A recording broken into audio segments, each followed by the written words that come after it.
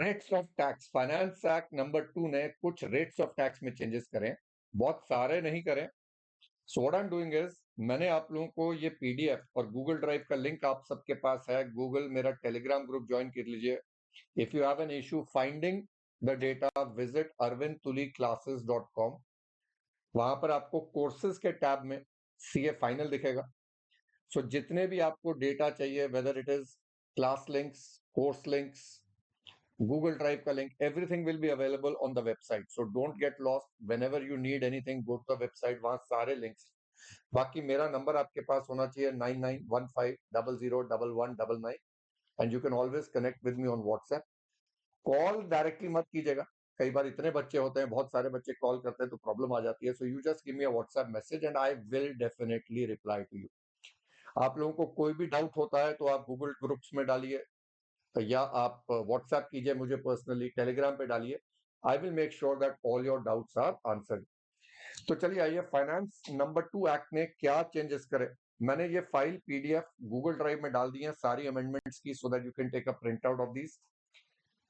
Now कुछ rates बदले हैं फॉर 115 बीएससी और कुछ कैपिटल गेन्स के रेट्स बदले हैं। नाउ कैपिटल गेन्स में काफी चेंजेस आए हैं, तो कैपिटल गेन्स के रेट्स मैं आप लोगों को साथ साथ करवाता जाऊंगा।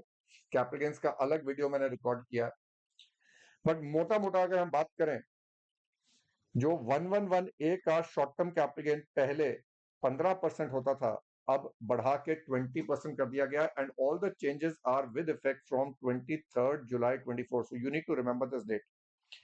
यानी प्रीवियस ईयर 24-25 में दो बातें होंगी, कैपिटल गेन्स के वीडियो में पूरे क्वेश्चंस के साथ सॉल्व करेंगे कि भाई 23 जुलाई 24 से पहले अगर 111 ए का शॉर्ट टर्म कैपिटल गेन हुआ है तो रेट 15% होगा।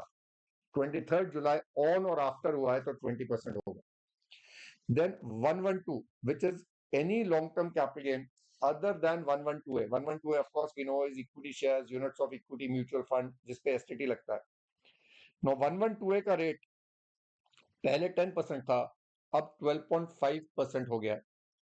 Now remember the limit under section 112A was 1 lakh से ज्यादा, 1 लाख से ज्यादा होता है कैपिटल गेन्स तो 10% रेट लगता है। अब ये हटा के 1,25,000 हो गया, यानी 24-25 में ओवरऑल लिमिट पूरे साल का, यानी यहां पर 23 जुलाई से पहले और 23 जुलाई के बाद नहीं देखना, पूरे साल का लिमिट 125 है।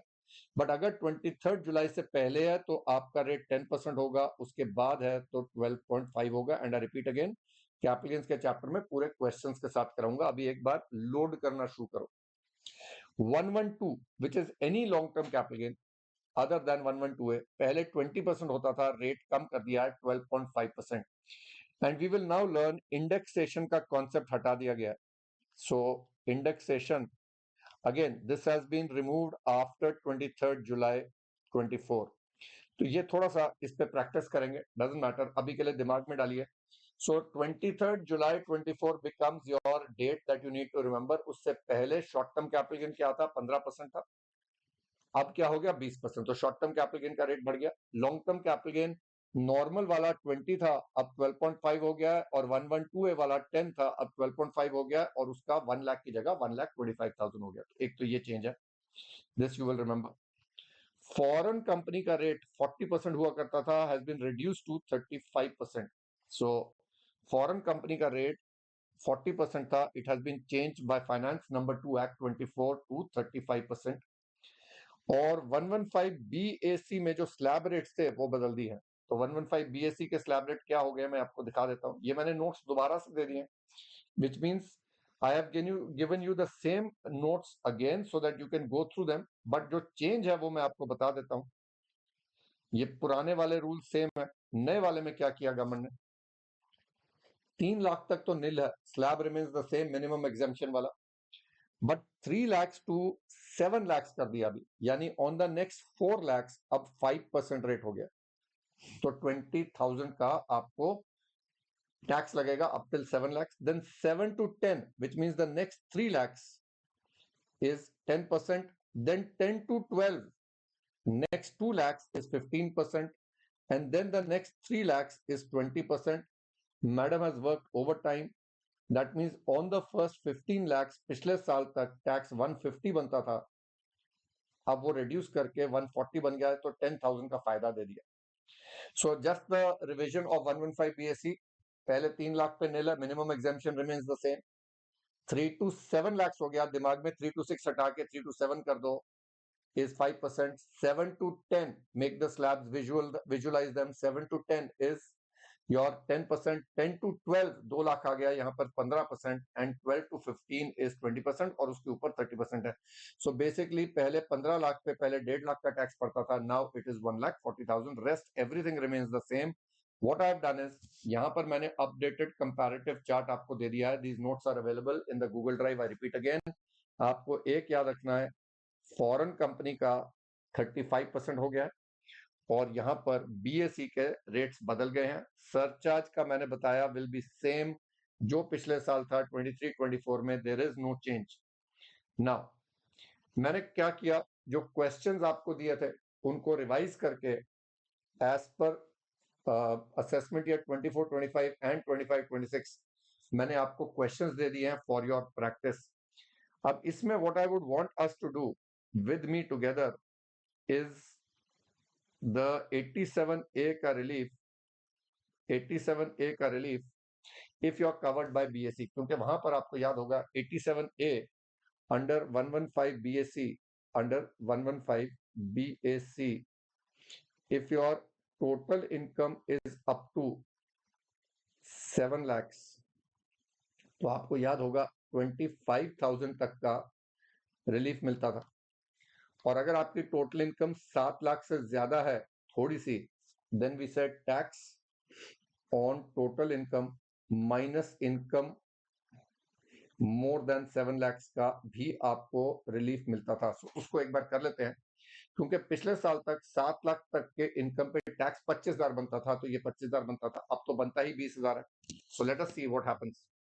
So if my total income is 4 lakhs, on the first 3 lakhs is nil, and on the next 1 lakh is 5%, सो 5,000 आ जाएगा.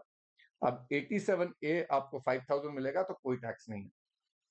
If my total income is 7 lakhs, please remember 3 lakh nil है, और अगले 4 लाख पे 5% यानी 20,000 बनेगा, सो आपको तो मिलेगा ही 20,000.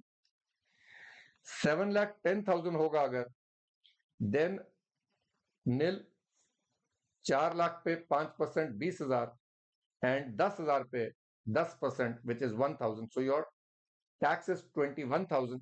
Now what is the relief? So 21,000 minus income in excess of 7 lakhs, so 11,000 का relief मिल जाएगा, and then you will charge your cess.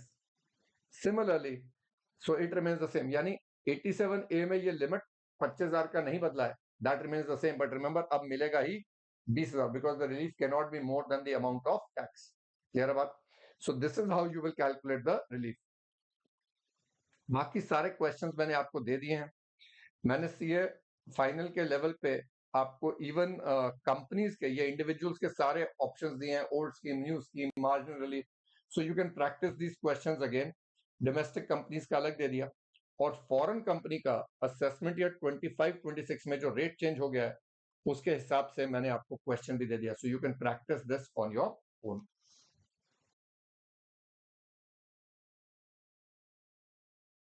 The next set of amendments which we are going to be doing will be from TDS. तो हम आज करेंगे TDS में क्या क्या amendments आ चुकी हैं. बहुत ज्यादा नहीं है, पर सिंपल सी बातें हैं. फॉर एग्जांपल अगर हम बात करें, हमारा 194D है, 194G है, और 194H है. तो 194D, 194G, 194H में रेट ऑफ TDS was 5%, 5%, 5%. अब ये जो चेंज आया है ये 110 से आया है, 110 से आया है, यानी 1/10 से पहले अगर कोई पेमेंट हुई तो rate of TDS will remain at 5%. बस इतना याद रखो, 5% वाला रेट अब 2% हो गया है. जहां जहां 5% था वहां वहां 2% हो गया है, एंड सारे चेंजेस जितने भी अभी करेंगे will be from 110. Only change, the only difference is insurance commission वाला चेंज 1405 से आया, 25 से आया. नाउ रिमेंबर, अगर कोई भी चेंज टीडीएस का चेंज है एंड वो 1425 से है, then it is not applicable for 24-25 क्योंकि ये पेमेंट बेस्ड चेंज है, तो ये एप्लीकेबल होगा प्रीवियस ईयर 25-26 से। और ये सारे चेंजेस 24-25 से एप्लीकेबल है। इन अप्रैल टू सितंबर आपका रेट 5% रहेगा, अक्टूबर टू मार्च अगर पेमेंट हो रही है तो आपका रेट 2% हो जाएगा। 194DA है which is payment of life insurance policy, यानी आपने जो लाइफ इंश्योरेंस पॉलिसी का पेमेंट करा उस पे भी रेट 5% था, अब वो रेट हो गया है 2%। Then comes 194IB। 194IB again payment of rent by individuals जिनका turnover is less than equal to limits in the preceding year. पहले 5% था, अब अगेन 2% हो गया। अगेन यहां पर आपको क्या याद रखना है, क्योंकि 194IB का generally TDS is deducted in the last month of the agreement.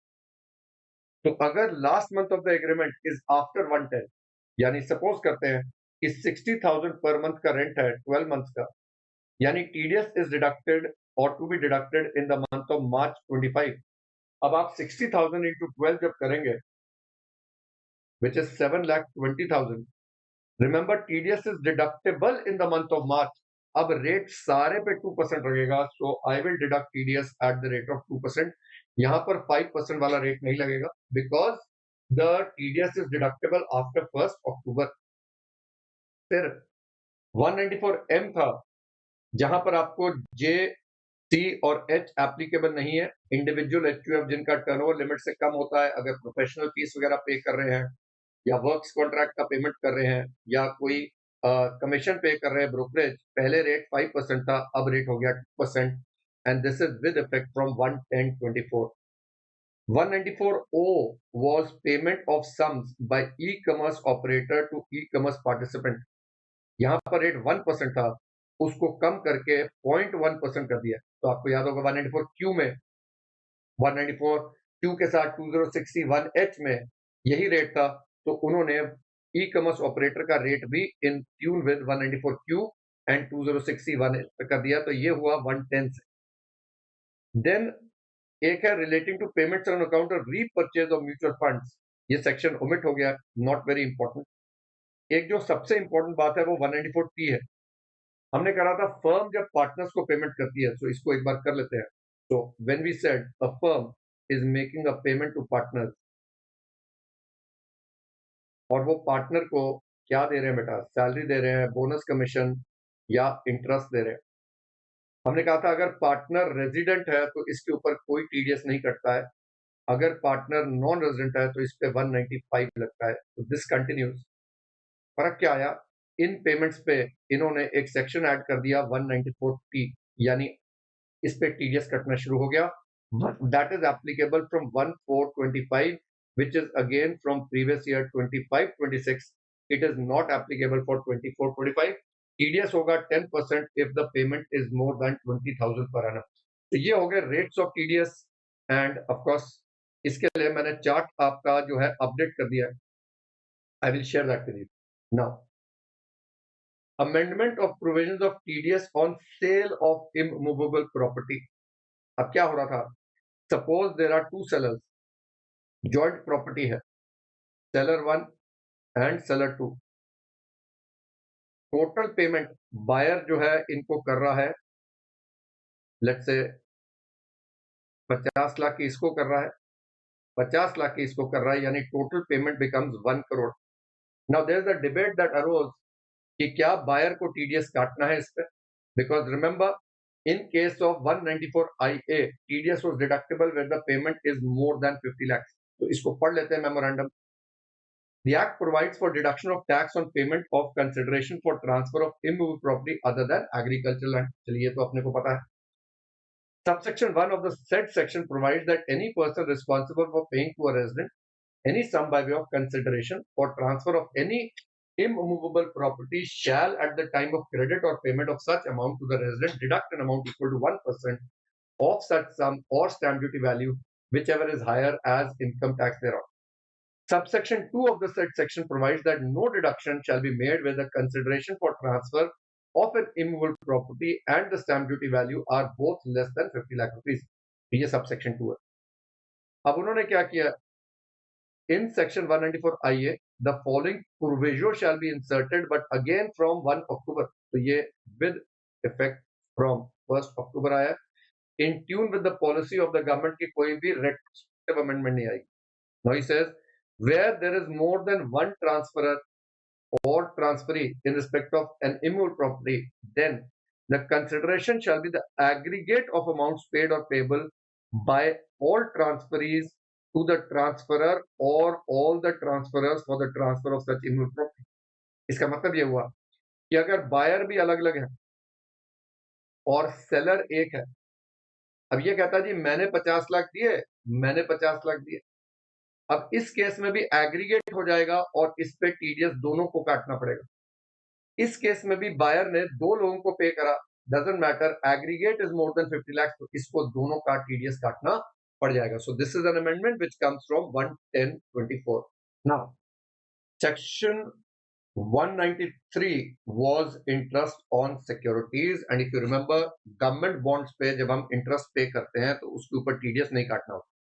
So if you remember this chart, मैंने आपको बताया था no TDS on central or state government securities, परंतु अगर 8% saving taxable bonds है, if these are 8% saving taxable bonds 2003 or 7.75% saving taxable bonds 2018, if the interest is more than 10,000 per annum, तो उस पे TDS कटेगा. अब यहां पर इन्होंने एक और बॉन्ड ऐड कर दिया है which is floating rate saving bonds 2020. if the interest exceeds 10,000 rupees, उसके ऊपर भी TDS कटेगा. तो यहाँ पर floating rate savings bond आ गया, so you can add floating rate saving bond 2020 if more than 10,000 interest per annum, तो इस पे भी टीडीएस कटेगा. तो that is an amendment made in 193. चलिए आगे चलते हैं. चलिए ये बहुत इंटरेस्टिंग है. Say for example you know there was a payment net of TDS. तो फॉर एग्जांपल अगर कोई बंदा इंडिया में पेमेंट कर रहा है to a non resident outside India, let's say the payment is made 10 lakh rupees and the word written is net of taxes, and let us say the rate of TDS, let us say the rate of TDS is 20%. अब हमें TDS कैसे निकालना है?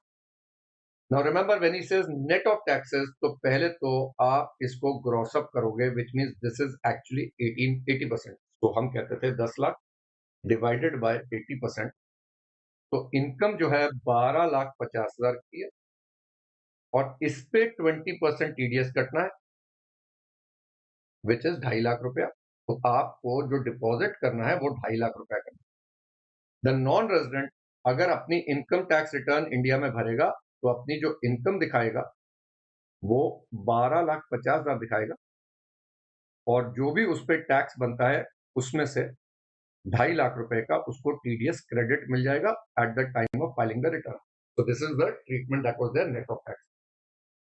अब हुआ क्या, suppose there is a non resident, उसको India से पेमेंट नहीं आ रही है, उसको बाहर से ही पेमेंट आ रही है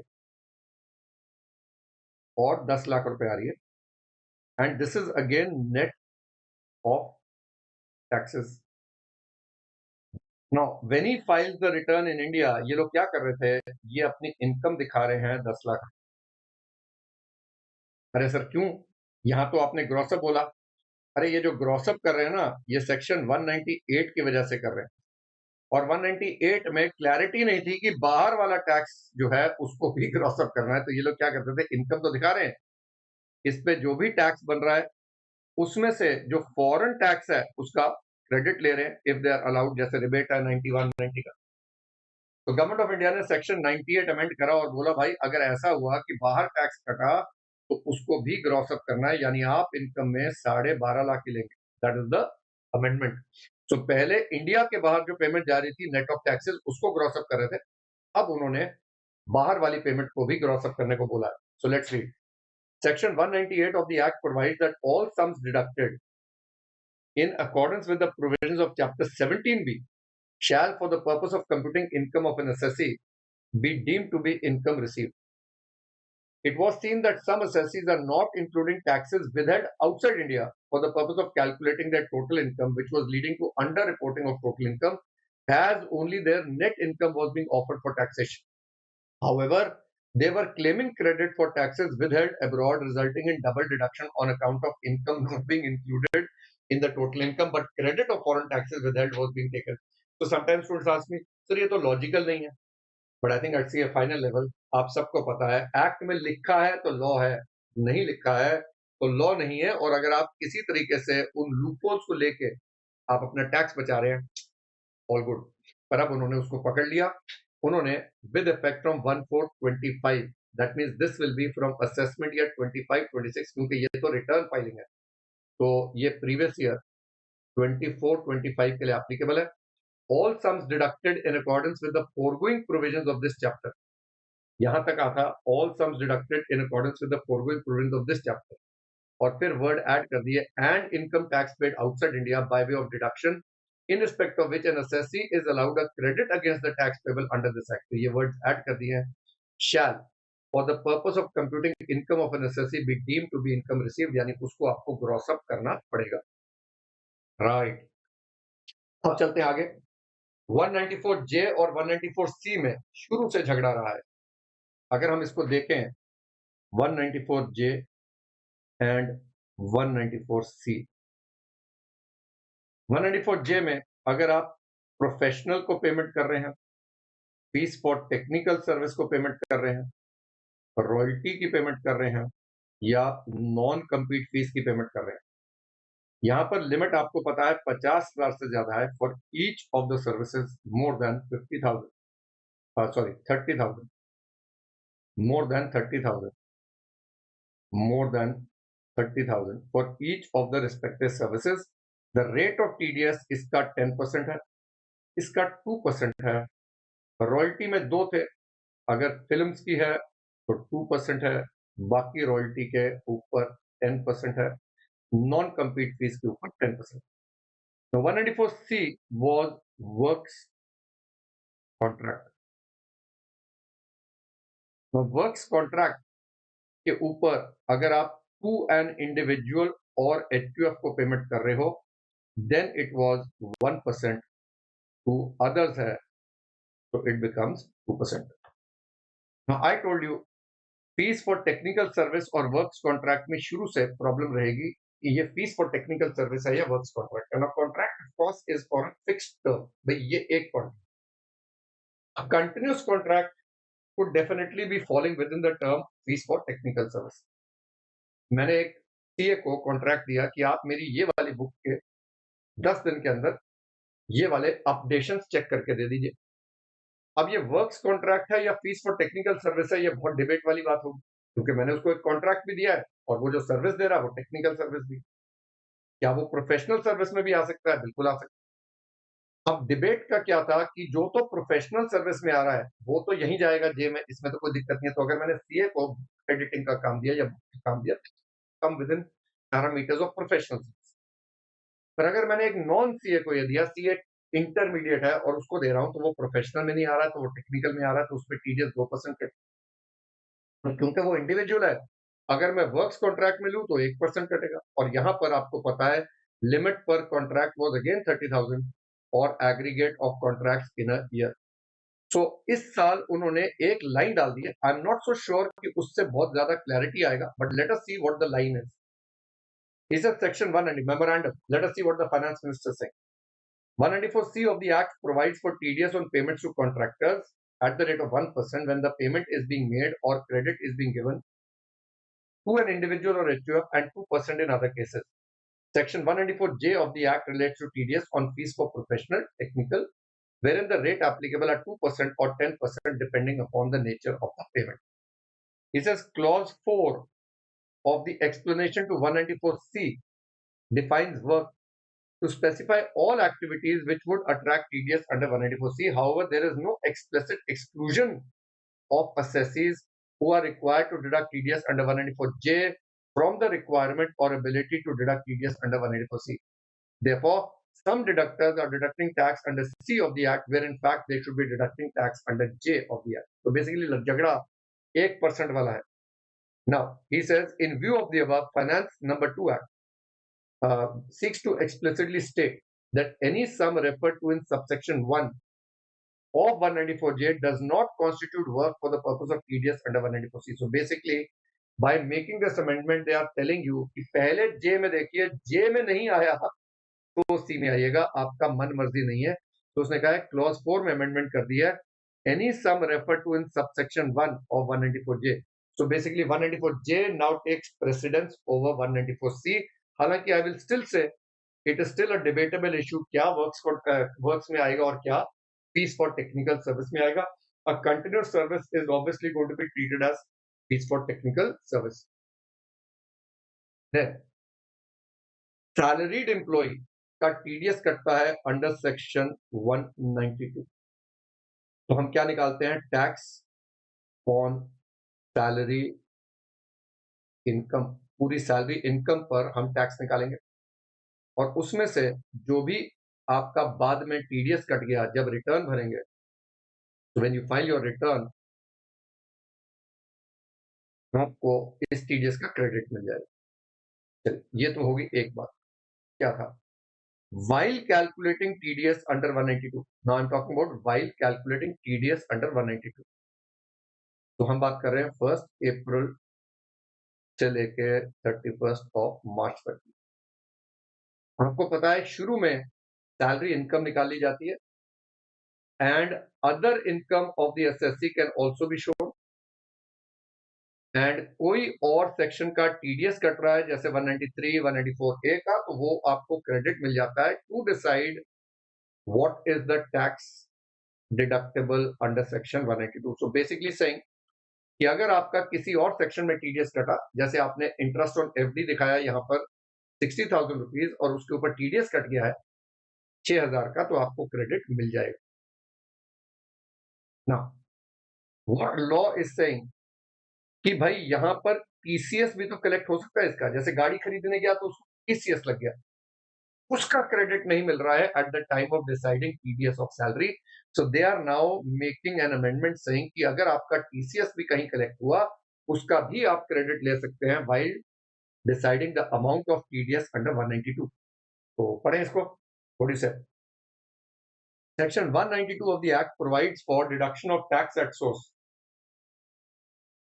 on salary income. Further, subsection 2B of 192 provides for consideration of income under any other head and tax, if any, deducted to be taken into account for the purpose of making the deduction under subsection 1, subject to obvious certain conditions.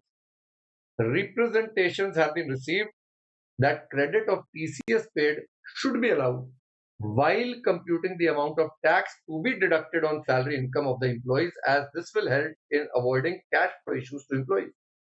Similarly, all TDS may be taken into account for the purpose of deduction of tax on salary income.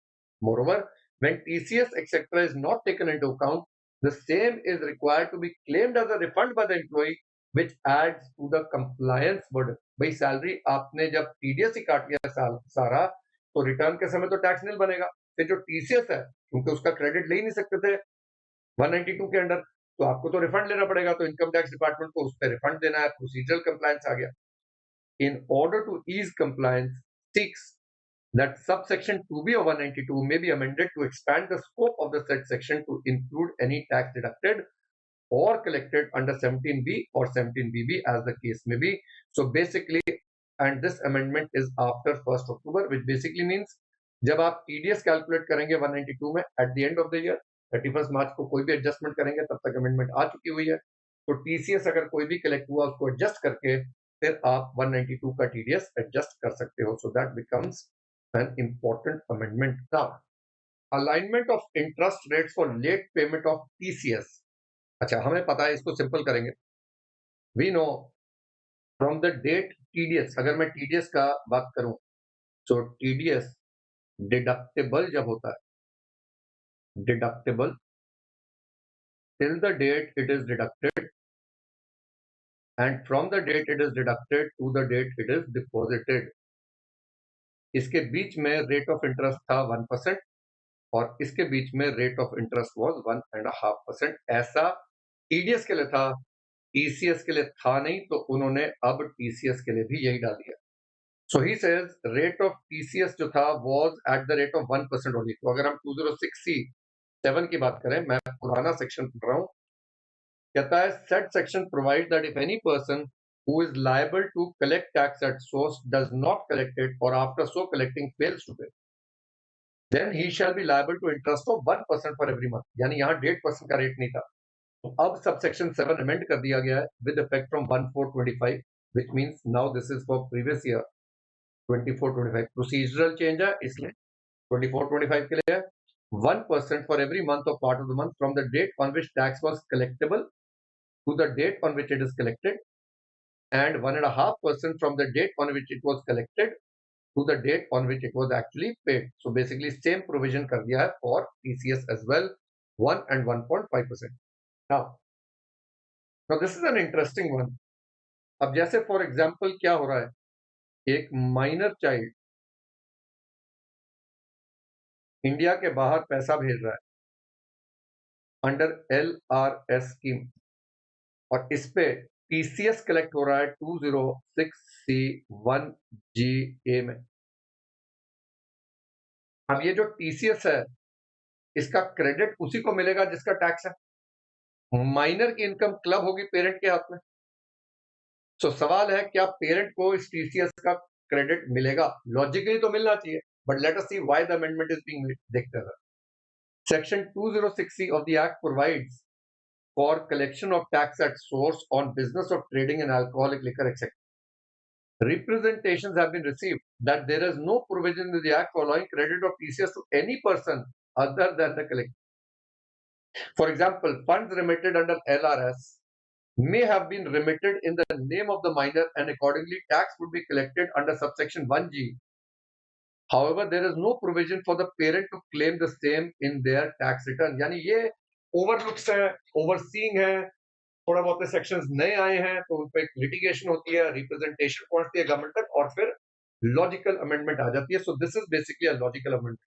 It is therefore to introduce a provision in 206C, यानी सारे clauses आ गए, सिर्फ LRS नहीं, 206C 1, 1A सारे आ गए।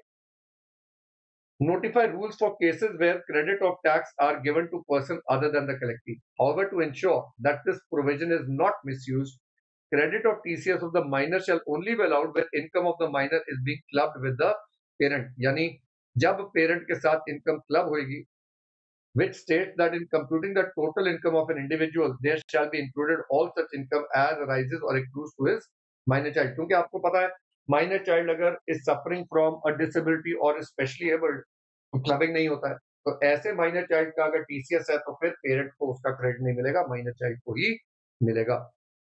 Now this amendment will take effect from 1st January 25। तो ये dates आप लोगों को याद रखनी पड़ेंगी। ये अमेंडमेंट 1 जनवरी। तो जो रेट्स हैं 5 से 2% सारे 1-10 से हैं। सिर्फ 194D which is insurance commission is from 1st of April, यानी अगले साल से होगा, इस साल तो 5% ही रहेगा। 194T फर्म टू पार्टनर वाला भी अगले साल से आएगा। बाकी सारे चेंजेस आपने देखा रेट्स के 1-10 से हैं। तो more or less most changes are from 110। जो अलग अलग डेट्स हैं उनको याद रख लेंगे। Now comes one of the very interesting amendments. Now आपको याद होगा 206C 1F में 206C ये क्या हो गया, चलिए 206C 1F में हमने कहा था मोटर व्हीकल जिसकी वैल्यू 10 लाख से ज्यादा है उसके ऊपर टीसीएस कलेक्ट। ये तो पता था। इस साल उन्होंने अमेंडमेंट कर दी और ऐड कर दिया और एनी अदर गुड्स एज में be specified by the government. This amendment is also from 1st जनवरी, यानी जनवरी फरवरी मार्च 3 महीने। जनवरी ये इंपॉर्टेंट है, इसको याद रखो। मार्च के महीने में अगर आप कोई लग्जरी गुड्स खरीदने जाते हैं, जैसे आपने गुची का बैग खरीदा, लग्जरी वॉचेस होगी, आपके रोलेक्स होगी, राडो होगी, स्पोर्ट्स कार्स है हाई एंड, वो तो पहले ही आ रही थी, यॉट्स हो गए, अदर अपस्केल आइटम्स हो गए, यानी कोई भी आइटम नोटिफाई कर देंगे ये of value exceeding 10 lakh rupees. यानी मोटर व्हीकल की वैल्यू 10 लाख से ज्यादा थी, मोटर व्हीकल में तो चलो मोटरसाइकिल भी आ जाता है, पर बाकी गुड्स गुची के बैग्स, रोलेक्स की घड़ियां 30-30 लाख रुपए की है, तो उनके ऊपर भी अब TCS collect hoga. So the government is keeping track of your luxury spending as well, and they are saying if you have the money to spend on these items, please tell us who you are so that we can look after you and send you notices as well. तो ये एक amendment आई है, इसको आपने याद रखना है, जनवरी से आई है, ठीक है, तो ये हो गया. Now there are procedural changes. हम सबको पता है लोअर रेट, इसको मैं पूरा बैरक नहीं पढ़ूंगा, I will just read the memorandum with you. Lower rate of tax 197 है, wherein I can make an application 197A where you can apply to the AO to reduce tax, form 13 था. Lower rate of tax के लिए 194Q का कोई provision नहीं था और 2061H का कोई प्रोविजन नहीं था, which means if you are covered by 194Q, आपका जो TDS कट रहा है वो उसी 0.1% रेट पे कट रहा है. लोअर रेट के लिए अप्लाई करने का कोई प्रोविजन नहीं था, तो बंदे कहेंगे सर 0.1% तो वैसे ही बहुत कम.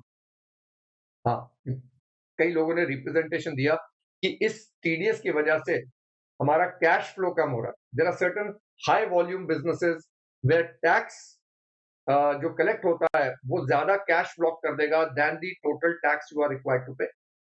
उन्होंने बोला memorandum, section 197 of the act provides that payments on which tax is required to be deducted under provisions of 17B are eligible for certificate for deduction at lower rate. Further, subsection 9 of 206C of the Act provides that sums on which tax is required to be collected under subsection 1 or 1C are eligible for collection of tax at low rate. तो आप यहाँ देख रहे हो सिर्फ subsection 1 और 1C आ रहा है. subsection 1 वो अल्कोहलिक लिकर वाला था, 1C आपका वो जो टोल प्लाजा वगैरह का है, यानी 1G 1H के लिए कोई लोअर का प्रोविजन है ही नहीं, 1F में भी नहीं है. कहते हैं section 194Q of the act requires every person being a buyer who pays to a resident being the seller for purchase of any goods of the value aggregating more than 50 lakh rupees to deduct tax at 0.1% of the sum exceeding 50 lakhs. Further, 206C1H requires every person being a seller who receives any amount more than 50 lakh rupees to collect tax at the rate of 0.1%. ये पूरा detail में हम लोगों ने करा. Representations have been received that there are instances where taxpayers are incurring losses and due to tax deduction under 194Q, their funds are being blocked. Moreover, the tax deducted has to be refunded. In such cases, it is also stated that there is additional compliance as a seller liable for TCS needs to verify whether the buyer has deducted tax or not. Therefore, to facilitate ease of doing business and to provide an option to seek a lower rate certificate so as to reduce compliance burden on the assessee, to amend 197 to bring 194Q and to amend subsection 9 to bring 2061H. इन दोनों में अब आप apply कर सकते हैं to the AO and request for a lower rate of tax deduction or nil rate of tax deduction. Notification of certain persons or class of persons as exempt from TCS. So representations वही हैं that जिनकी income are exempt from taxation are not required to furnish the returns of income. However, they face difficulty as tax is being collected on transactions carried out by them. They state that there is no provision in the Act for them to be exempted from TCS provisions. It is therefore Finance number 2 bill to provide that no collection of tax shall be made or tax collection shall be made at a lower rate. तो ये दोनों amendment के sections मैंने यहाँ डाल दिए हैं. चलिए, तो lower rate वाले आ गए 206C 1H में भी और 197 में. Now, reducing time limit for orders deeming a person to be assessee in default. यानी TDS के चैप्टर में पहले लॉ क्या कहता था, TCS में भी no order shall be made under subsection 1 deeming a person to be an assessee in default. यानी अगर आपने TDS नहीं काटा तो आपको कब तक नोटिस आ जाता है, तो वो कहता था no order will be passed after the expiry of 7 years from the end of the year in which payment is made or credit is given. So, अगर हम 24-25 का किसी पर्सन को असेसी इन डिफॉल्ट के लिए कर रहे हैं तो 31 मार्च 32 तक आप उसको नोटिस भेज सकते थे you are assessee in default, और 2 years from the end of the year in which the correction statement is delivered whichever is later. तो अगर आपने 24-25 का कोई भी गलती करा और उसका करेक्शन स्टेटमेंट, जिसकी अभी और बात करूंगा, सपोज आपने 26-27 में दिया था, then 2 years will be 31st March 29 or this whichever is later. पर अगर आपने ये करेक्शन स्टेटमेंट 32 में दे दिया और दे सकते थे, अभी बताते हैं, यानी टीडीएस के स्टेटमेंट के करेक्शन करने का कोई लिमिट ही नहीं था, कभी भी कर सकते थे। इस साल उन्होंने लिमिट डाल दिया। पर चलिए, सपोज यहां पर था, तो अब आपका क्या हो जाता था, 2 years from the end of the year which is 31st March 34 और this whichever is later तक आपको ये एसएससी इन डिफॉल्ट लगा सकते थे। अब इस साल से वो टाइम पीरियड 6 years कर दिया है इंस्टेड ऑफ 7 years। ठीक है, तो 7 years हटा दिया है, अब वो क्या कर दिया है 6 years, और ये provision was not there for TCS, तो टीसीएस के लिए नया सेक्शन ऐड कर दिया स्टेटिंग द सेम थिंग कि आपको टीसीएस के लिए एसएससी इन डिफॉल्ट होल्ड कर सकते हैं with in 6 years from the end of the year in which tax was collectible or 2 years from the end of the year in which you have filed the correction statement. Clear? हाँ, 200A में processing of statements होती है, यानी section कहता है provides for the manner in which statement of tax deduction at source or correction statement made by a person deducting any sum shall be processed। यानी 200A में processing of statements का एक procedure दिया हुआ है, आप बस प्रोसीजरल पार्ट को समझिए। अब सवाल है, एक 26QF फॉर्म है जो एक्सचेंज को भरना पड़ता है for TDS deducted under 194S, which means अगर कोई लेट्स से पॉइंट डीसीएक्स वाले हैं, ये लोग टीडीएस काट रहे हैं for payment made to a seller by a buyer, इनके थ्रू जा रहा है, इनको टीडीएस काटना है 194S में, पर स्टेटमेंट जा रही है थ्रू एन एक्सचेंज। अब ये जो स्टेटमेंट भर रहे हैं इसको प्रोसेसिंग कैसे करना है, इसके लिए 200A इसलिए नहीं लग रहा है क्योंकि वहां लिखा है कि सिर्फ डिडक्टर जो भरेगा correction statement by person deducting any sum, उसके लिए प्रोसीजर है। तो उन्होंने बेसिकली अब क्या ऐड करेगा, states that in respect of statements which have been made by any other person not being a deductor, the board may make schemes for processing of such statements, which is basically for form 26QF कि भाई exchange जो statement भर रहा है for the VDA transactions, उसके लिए भी processing का प्रोसीजर डाल दिया जाए। Now comes an important one, इसको मार्क कर लो, time limit to file correction statement in respect of TDS TCS. अब ध्यान से सुनो, कहता है while there is a time limit for furnishing statements detailing the TDS and TCS, there is no time limit for furnishing correction statements। मतलब statement भरने का तो टाइम पीरियड है, पर करेक्शन स्टेटमेंट भरने का टाइम पीरियड नहीं है। Hence such statements may be revised multiple times indefinitely and thus these provisions may be misused, causing difficulty to deductees and collectees। मेरे को पेमेंट आई, मेरे 26AS में आ गई, उसने कल को स्टेटमेंट रिवाइज कर दी, मैंने रिटर्न भर दी। अब उसने रिवाइज करने का टाइम लिमिट नहीं है, मेरे पास रिटर्न भरने का लास्ट डेट है 31st December of the next year, और वो अपना टीडीएस स्टेटमेंट कभी भी रिवाइज कर सकते हैं। तो भाई मेरे को जो क्रेडिट मिल रहा है फिर तो दिक्कत होगी। तो वो बोल रहे हैं accordingly in order to put certainty and finality on the process of TDS TCS statement seeks to amend TDS वाला सेक्शन एंड टीसीएस वाला section to provide that no correction statement shall be delivered after the expiry of 6 years from the end of the year in which the statement referred to in subsection 3 and statement referred to are respectively delivered। Now he says no correction statement shall be delivered after expiry of 6 years from the end of the financial year in which the statement referred to the proviso is required to be delivered। यानी अभी भी 6 साल का time period दे रहे हैं आपको अपनी TDS statements correct करने का।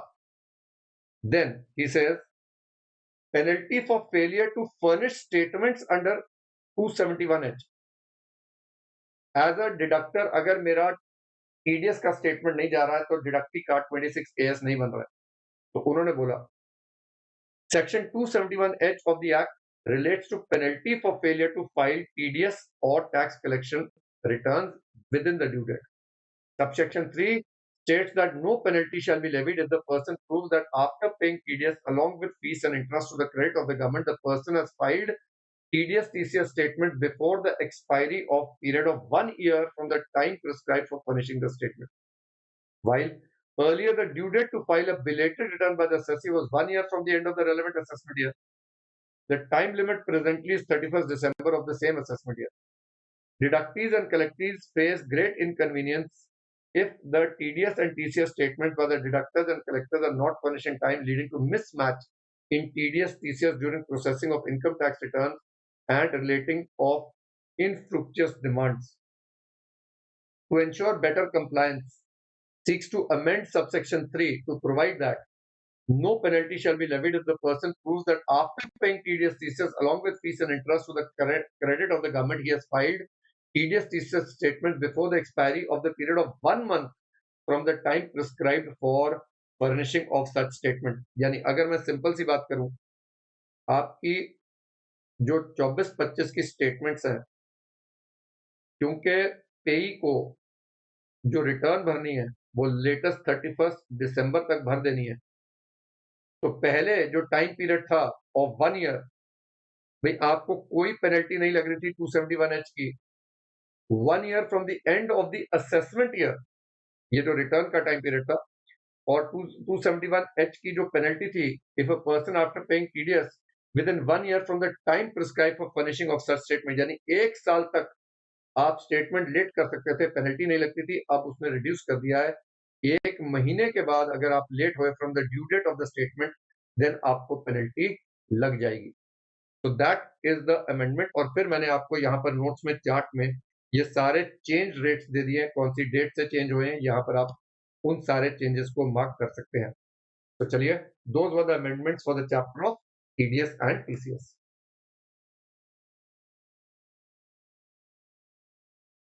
Let us now start with the amendments in the heads of income. छोटे मोटे amendments आए हैं, ज्यादा मेजर नहीं है। तो आपने जो भी क्लासेस करी 23-24 के लिए, उनमें बस ये वाले चेंजेस आपको अपने दिमाग में नोट करने हैं।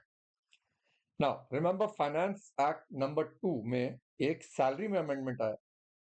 सैलरी में स्टैंडर्ड डिडक्शन 50,000 का है, वी नो दैट। ये standard deduction old scheme and BSc दोनों में मिलता था, बस फर्क सिर्फ इतना है कि 115 बीएससी में अब से स्टैंडर्ड डिडक्शन 75,000 हो गया है। So from the previous year 24-25 115 BSC का स्टैंडर्ड डिडक्शन 75,000, पर ओल्ड स्कीम में अभी भी 50,000 है, which shows the intention of legislature to try and push everybody to go towards the new scheme. So बस इतना सा फर्क सैलरी में है, बाकी सब remains the same. Now we come to the treatment between the firm and the partners. 40B पे आते हैं। 40B में हमारे पास पहले क्या होता था, रिमेंबर बुक प्रॉफिट जो हम निकालते थे, बुक प्रॉफिट। अच्छा, I am only doing the amendments है, एंड लाइक आई सेड थोड़े बहुत मैं इलस्ट्रेशंस कराऊंगा ताकि आप लोगों को ये डिटेल में समझ में आ जाए। पहले बुक प्रॉफिट का जब हम बुक प्रॉफिट निकाल लेते थे, so there is no change in the calculation of book profit. हाँ, पहले 3 लाख पे बुक प्रॉफिट के हमारे को 1.5 लाख लेना होता था, और 90% whichever is higher, and on the balance 60%।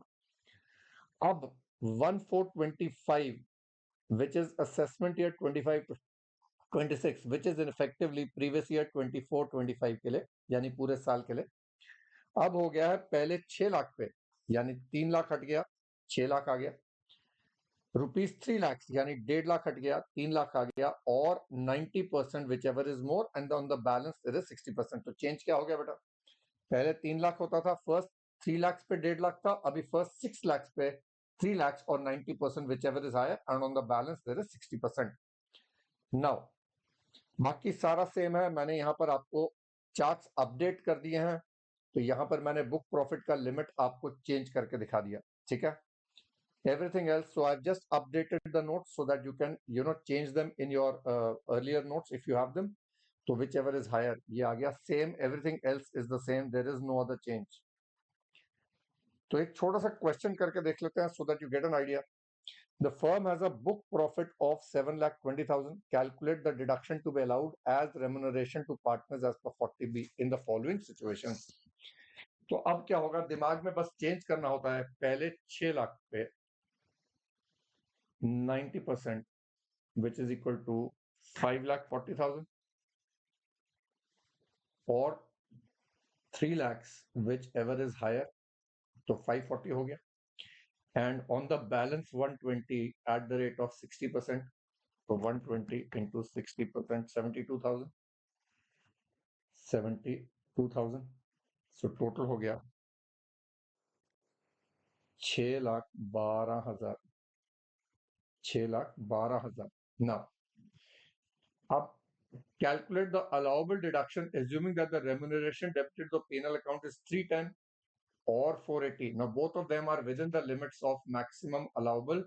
तो इस केस में अगर 310 है तो 310 अलाउ होगा, 480 है तो 480 अलाउ होगा. XYZ a firm had a book profit of 220. What is the maximum deduction allowed in the following situations? अब 220 है, so 220 पे 90%, तो 2,20,000 into 90%, which is 1,98,000, और 3 lakhs, whichever is higher. तो हमारे को मैक्सिमम अलाउबल कितना आ रहा है? 3 लाख आ रहा है. Amount debited to P&L is 320, so allowed will be 3 lakhs now. Amount debited is 180, तो 180 ही अलाउ होगा, बिकॉज ये तो मैक्सिमम लिमिट है, तो 180 भी अलाउ होगा. Then he says the firm has a book loss of 50,000. What is the maximum deduction allowed? तो book loss है तो 90% जीरो हो गया, और 3 lakhs whichever is higher. So basically पहले 1.5 लाख तक आपको ज्यादा से ज्यादा या मिनिमम मैं कहता था 1.5 लाख का डिडक्शन अलाउ होता है, तो अब वो 3 लाख हो गया है. तो अगर आपका डेबिट 3,20,000 हुआ तो 3 लाख अलाउ होगा. 180 डेबिट हुआ तो ऑब्वियसली 1.80 अलाउ होगा. So that is the change in 40B. अच्छा, एक बड़ा इंटरेस्टिंग सेक्शन ऐड हुआ है, बट प्लीज रिमेंबर ये जो चेंज है 1 अप्रैल 25 से, एंड रिमेंबर टीडीएस के जो चेंजेस होते हैं 1 अप्रैल वाले, वो उसी साल से होते हैं, उसी डेट से होते हैं. So this change is not applicable for previous year 24-25, but it is applicable for previous year 25-26. तो जो मई और नवंबर 25 में एग्जाम्स आ रहे हैं उनके लिए ये चेंज एप्लीकेबल नहीं है. तो मैं सिर्फ इसलिए बता रहा हूं कि आपको पता होना चाहिए प्रैक्टिकल लाइफ में भाई क्या बदल गया है. अभी तक पार्टनर्स को जो पेमेंट होती थी फर्म के, उन पे टीडीएस नहीं कटता था, अब 194T आ गया है. तो हमने बात करी थी सैलरी टू पार्टनर,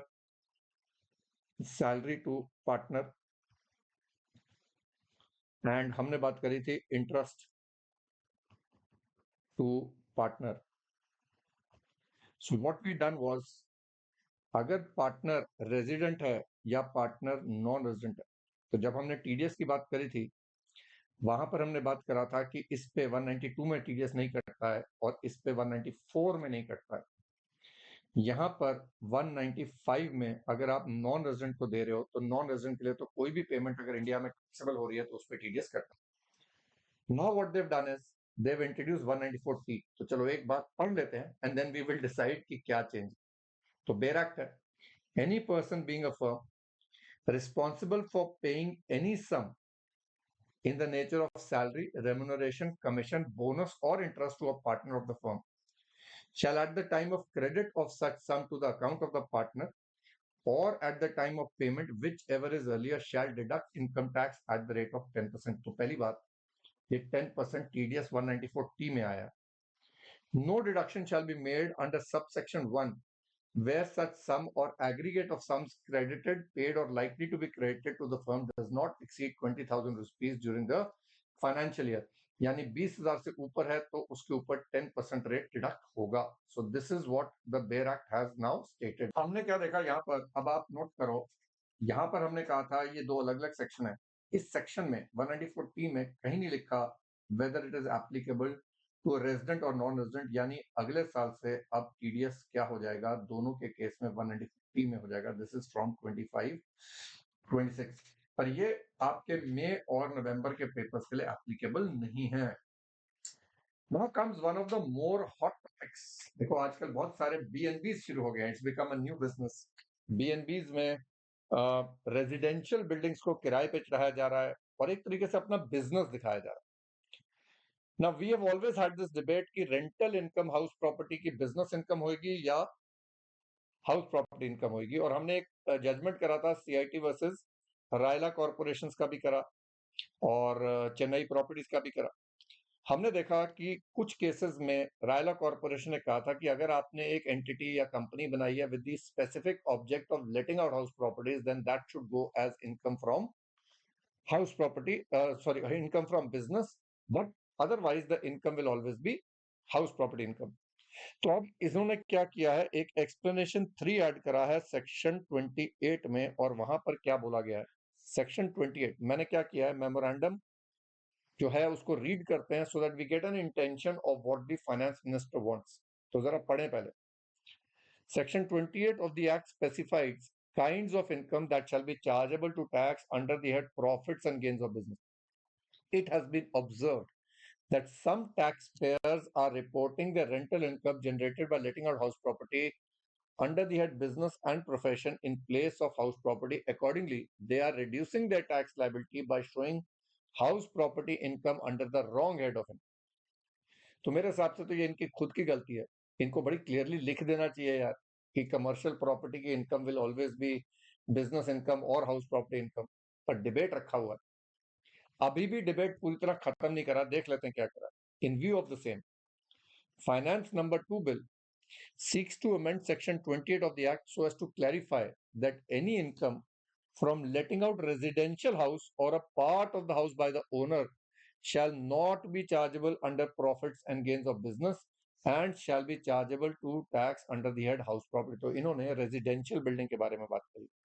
तो अगर मैं डिवाइड करूं, रेजिडेंशियल को ले लेते हैं, कमर्शियल को ले लेते हैं।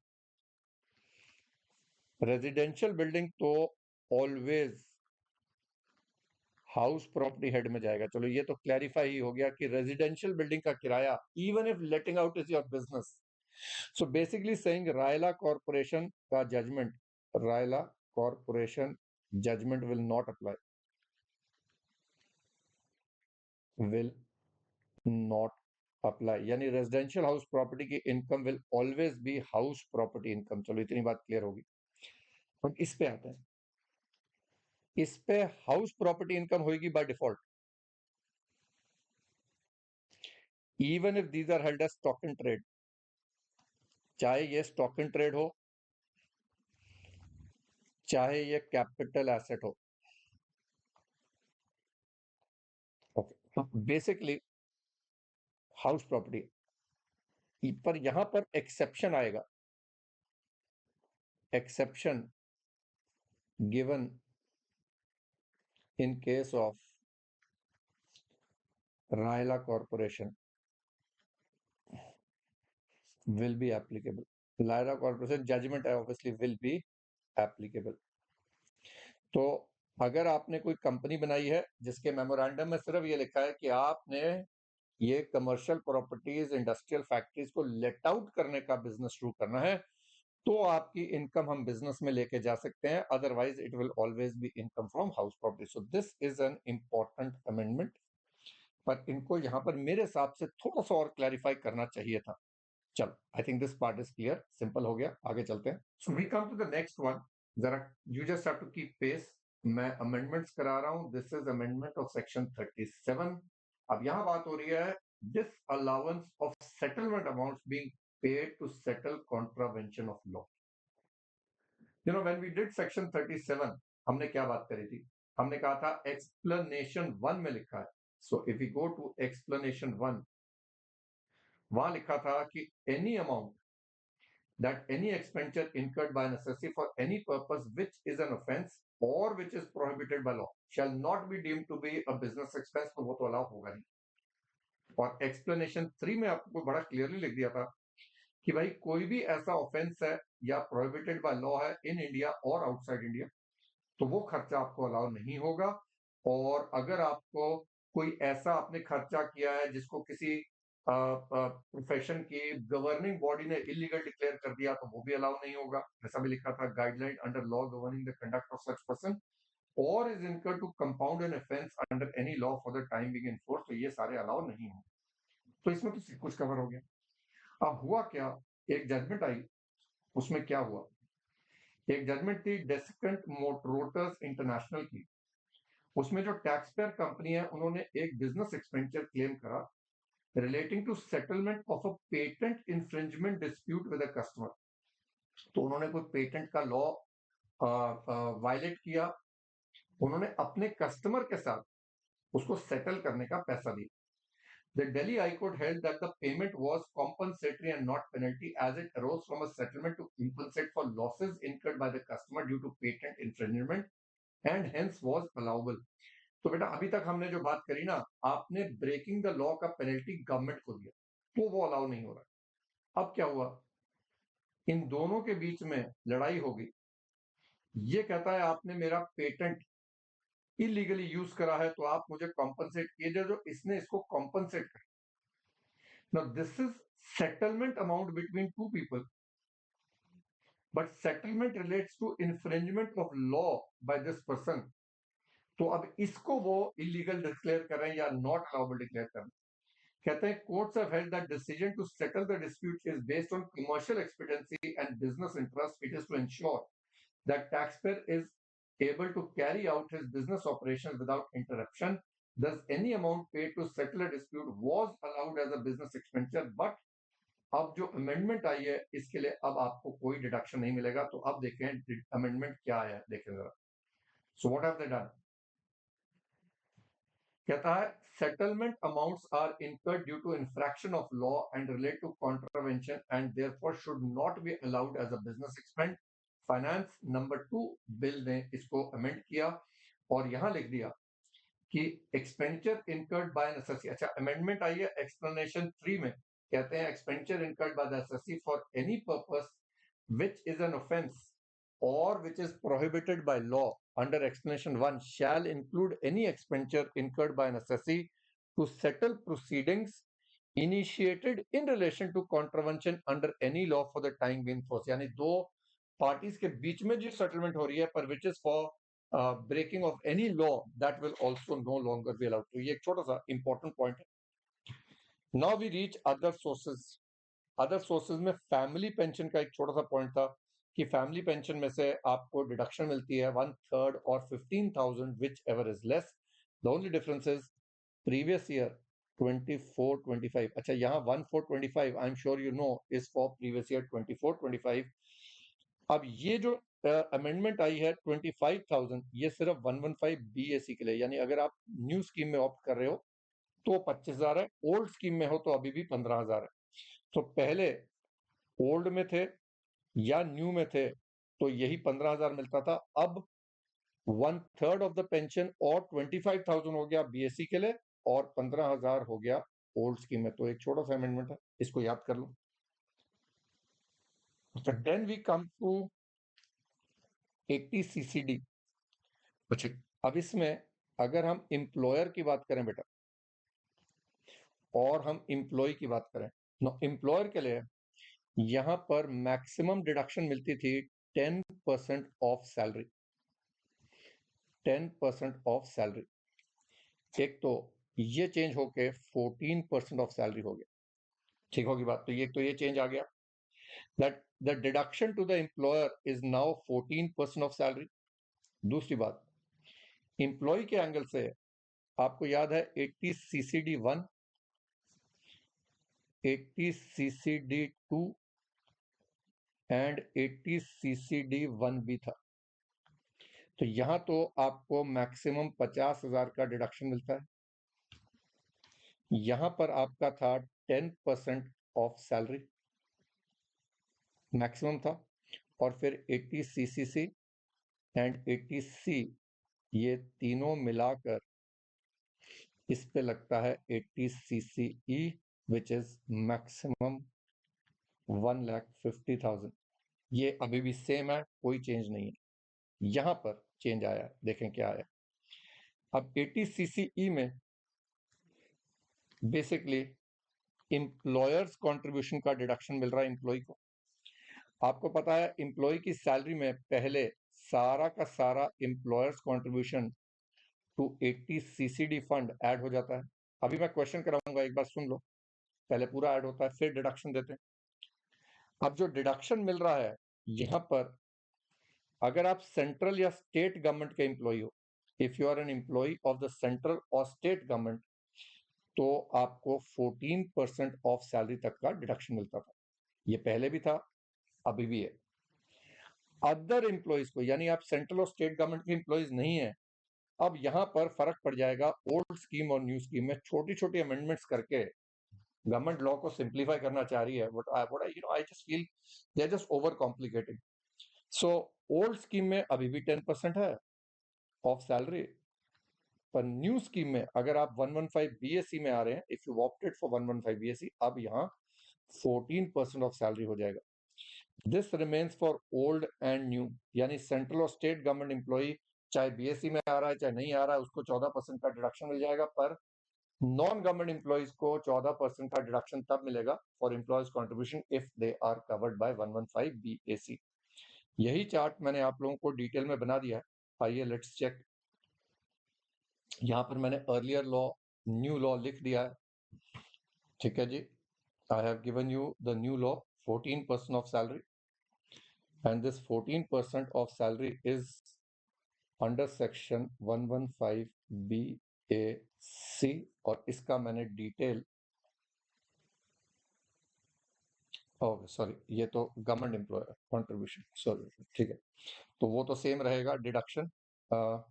यहाँ पर है, मैंने सेम यहाँ पर पूरा आपको चार्ट बना दिया है। एटीसीसीडी 2 में अमेंडमेंट आ रहा है, employers contribution 10% under old, 14% under BSc, central state government employer के लिए दोनों के लिए 14% ही है। और इसके लिए मैंने यहाँ पर आपके लिए क्वेश्चन दिया हुआ है, so that you can solve this questions and check the answer. तो इसको आप एक बार सॉल्व कर लो, मैंने आपको सॉल्व करके दिखाया हुआ है, ठीक है। द ओनली डिफरेंस इज, बाकी ये क्वेश्चंस हमने करे हुए हैं, सिर्फ फर्क क्या है कि यहाँ पर अंडर न्यू स्कीम, यहाँ पर अब जो डिडक्शन अलाउ होगा एटीसीसीडी 2 में, दैट विल बी मैक्सिमम, मैंने यहाँ पर आपको कैलकुलेट करके दिया हुआ है, 14% है, और एम्प्लॉयर्स कंट्रीब्यूशन ओल्ड में 10% है। So that is the only difference here. Now we come to some interesting amendments. एक एंजल टैक्स था, you're right, एंजल टैक्स था, वो जो शेयर प्रीमियम पे हमें इनकम बना दिया करता था। So with the startup economy, I think ये जो शेयर प्रीमियम मिलता है, इस पे टैक्स लगाना थोड़ा सा गवर्नमेंट को लग रहा है, is this wedding the startup, जो हमारा स्टार्टअप का सिनारियो है हमारे देश में, तो गवर्नमेंट ने ये विड्रॉ कर लिया है, यानी 56(2) हमारे पास सेक्शन जो 56(2)(7)(b) था, it is no longer effective and it will no longer be applicable from previous year 24-25। तो वो जो शेयर प्रीमियम अकाउंट था, पहले रेजिडेंट के लिए करा, फिर बाद में नॉन रेजिडेंट को भी डाल दिया, अब हटाई दिया, तो टोटल हट गया है, कंफ्यूजन चलता रहता है। एक बार मेमोरेंडम पढ़ लेते हैं।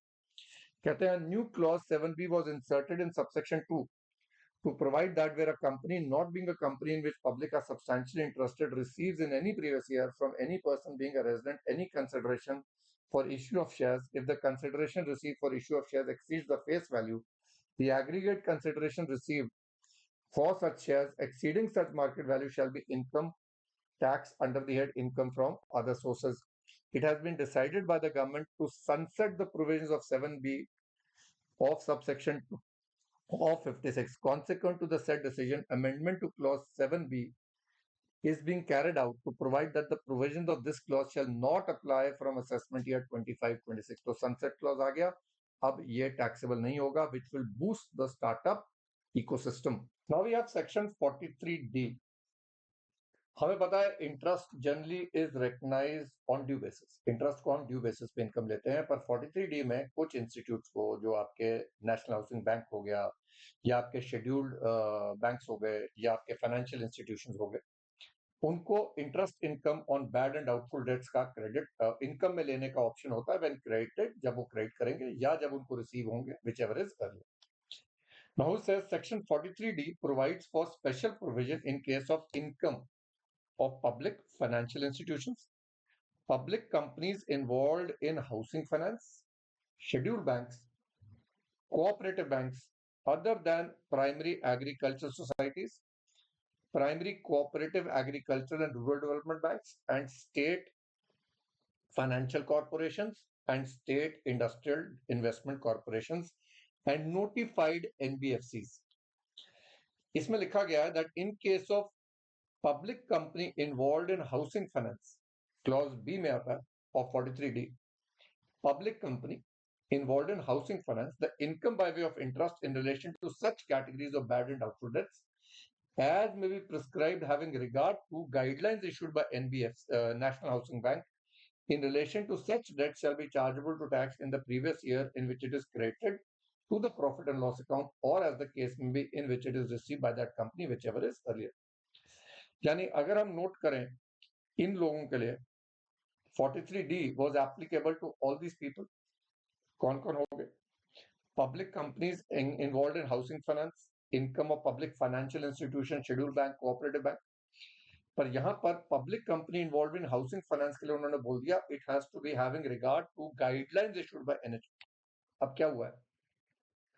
नेशनल हाउसिंग बैंक वाली जो एक्ट है वो अमेंड होगी,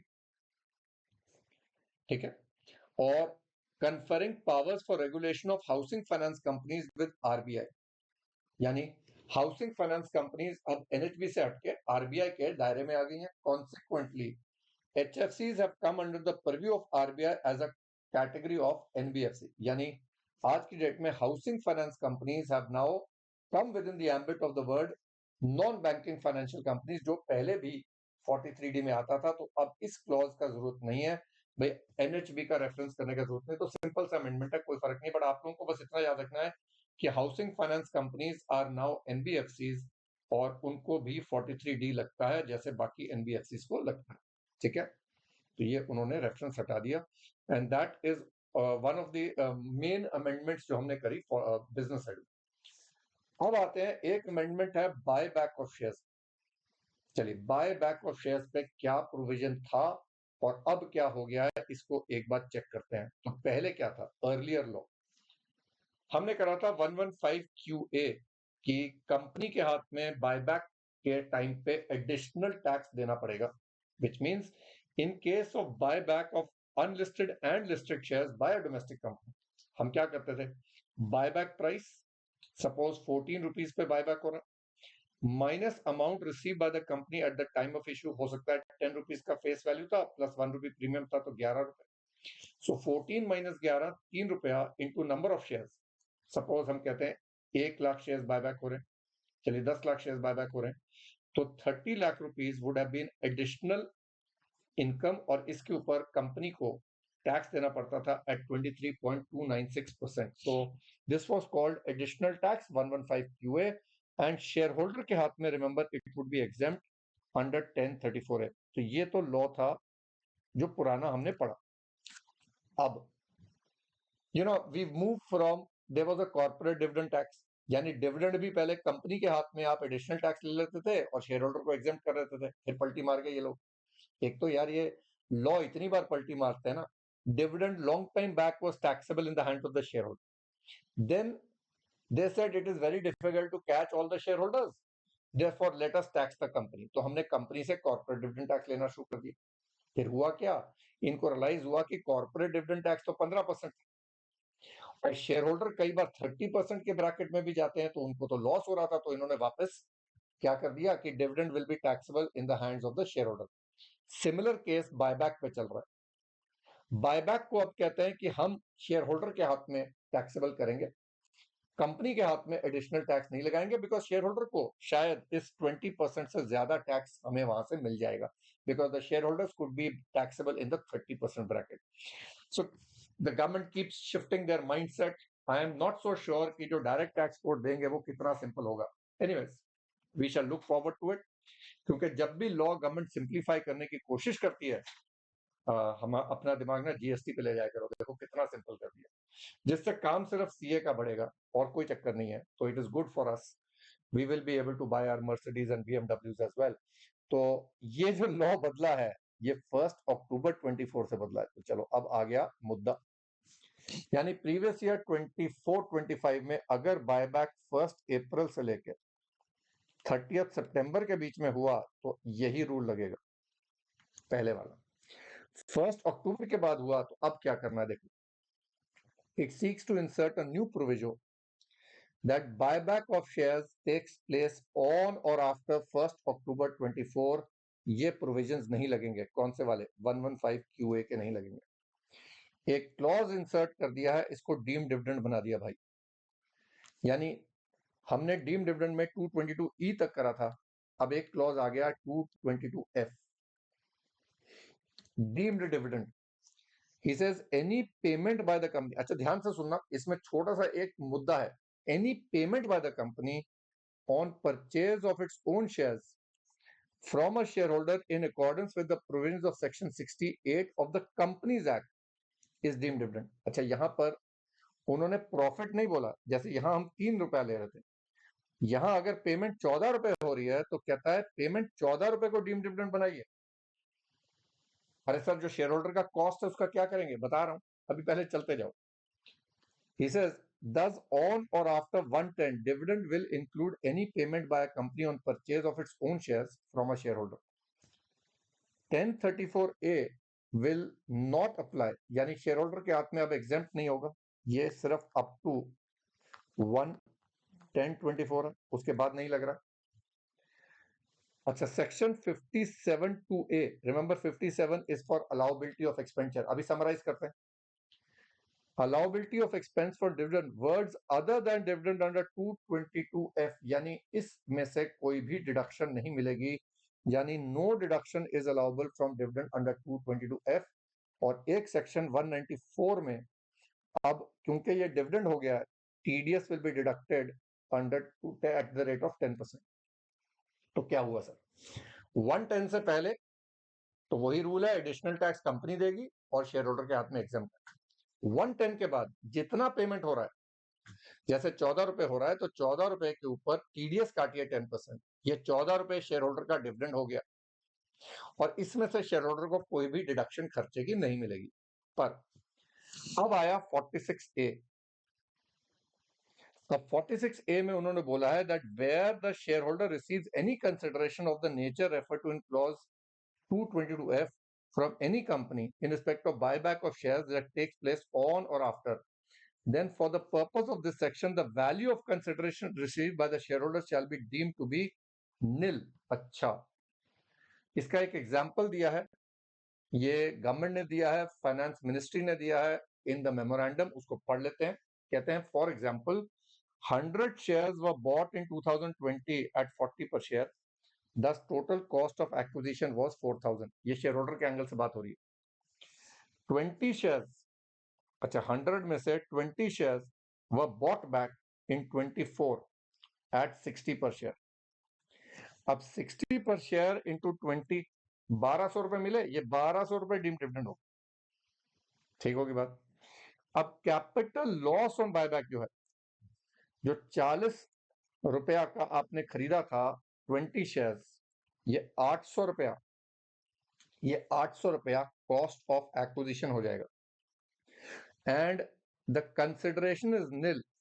डज, क्योंकि 46A में उसने बोल दिया है the value of consideration receive by the share holder shall be nil. तो बेसिकली आपकी कॉस्ट को एक कैपिटल लॉस बना दिया ताकि कल को जब आप बेचो तो उससे सेट ऑफ कर लेना, पर अभी तो हमें इस 60 रुपए पे टैक्स दे दीजिए। ये बड़ी इंटरेस्टिंग बातें होती हैं कि जो आपका कॉस्ट है उसका डिडक्शन नहीं दे रहे हैं, वो कहते हैं जी इसको लॉस मान लो, कल को शेयर्स बेचोगे ना तो उसमें से आप डिडक्शन ले लीजिएगा।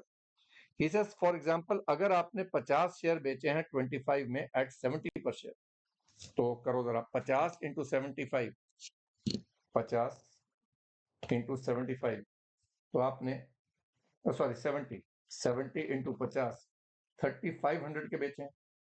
कितने के खरीदे थे, 40 के, तो 50 इंटू 40, 2000 के खरीदे थे। तो ये आ रहा है आपका कैपिटल गेन्स, ये आ रहा है आपका कैपिटल गेन्स।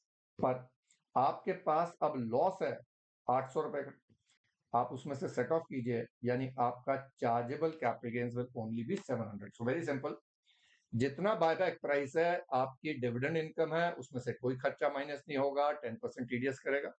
जितने शेयर्स आपके बायबैक हुए हैं उनकी कॉस्ट आपका एक तरीके से कैपिटल लॉस बन गया, कल को आप बाकी शेयर्स जब बेचोगे तो उसमें से ये लॉस सेट ऑफ हो जाएगा।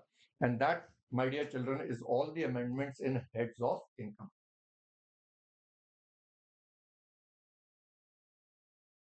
Now we come to the amendments in the chapter of capital gains। तो गवर्नमेंट ने कई चेंजेस करे and they have removed the concept of indexation.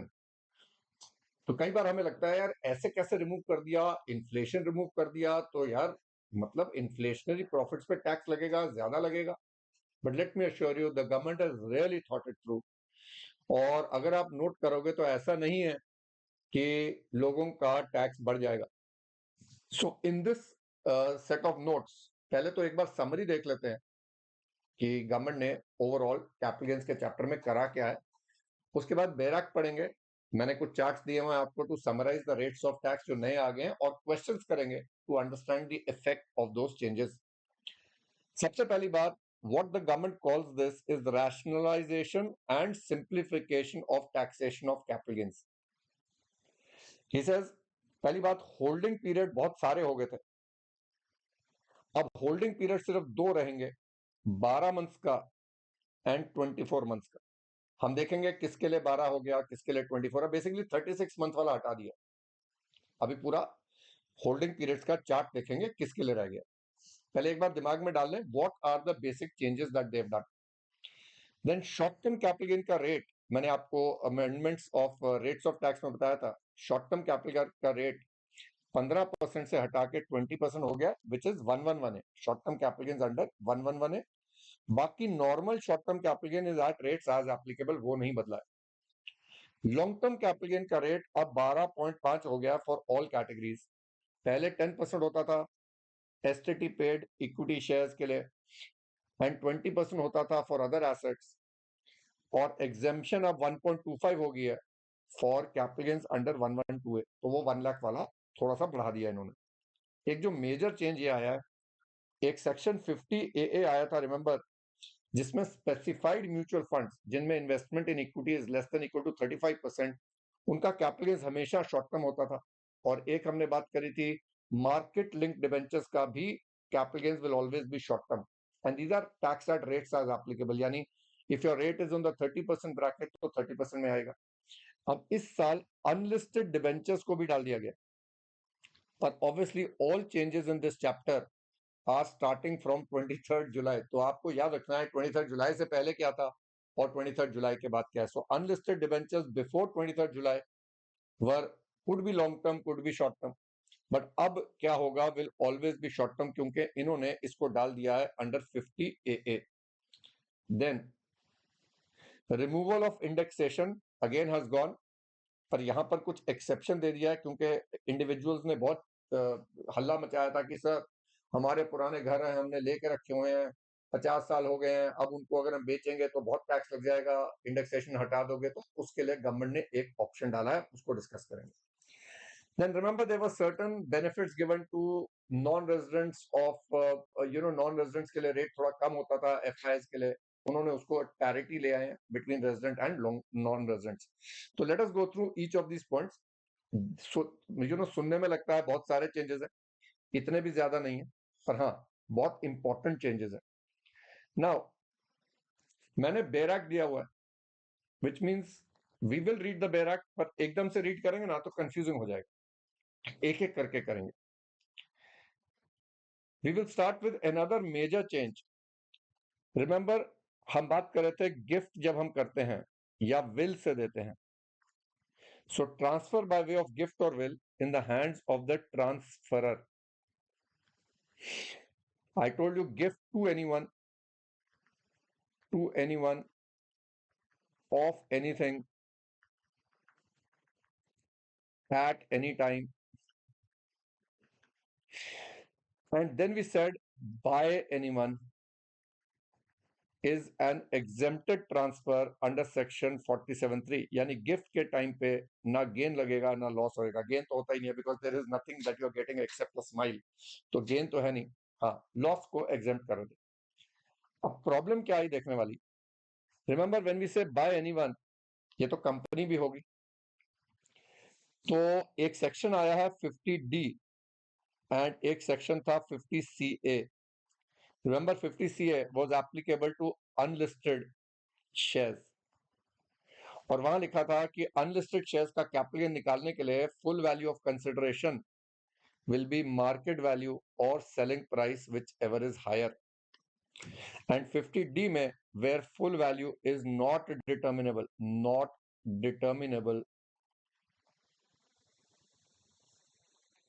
Then it was the market value. अब government कहती है अगर कंपनीज अनलिस्टेड शेयर्स को gift कर रही हैं तो इस पे मार्केट वैल्यू के हिसाब से कैपिटल गेन्स निकालना चाहिए, बिकॉज 50 सीए है। जैसे कोई प्राइवेट लिमिटेड कंपनी ने अपने शेयर्स गिफ्ट कर दिए है तो उस पर कैपिटल गेन्स लगना चाहिए। अब प्राइवेट लिमिटेड कंपनीज कहती हैं नहीं, हम तो गिफ्ट कर रहे हैं तो हमारे हाथ में तो एग्जेम्प्ट हो जाएगा। इस दुविधा में इन्होंने ये अमेंडमेंट करा, देखो क्या है एक्चुअली, ये हटा के अब सिर्फ लिख दिया है इंडिविजुअल और एचयूएफ। तो एक बार इसको समझते हैं, मेमोरेंडम पढ़ते हैं।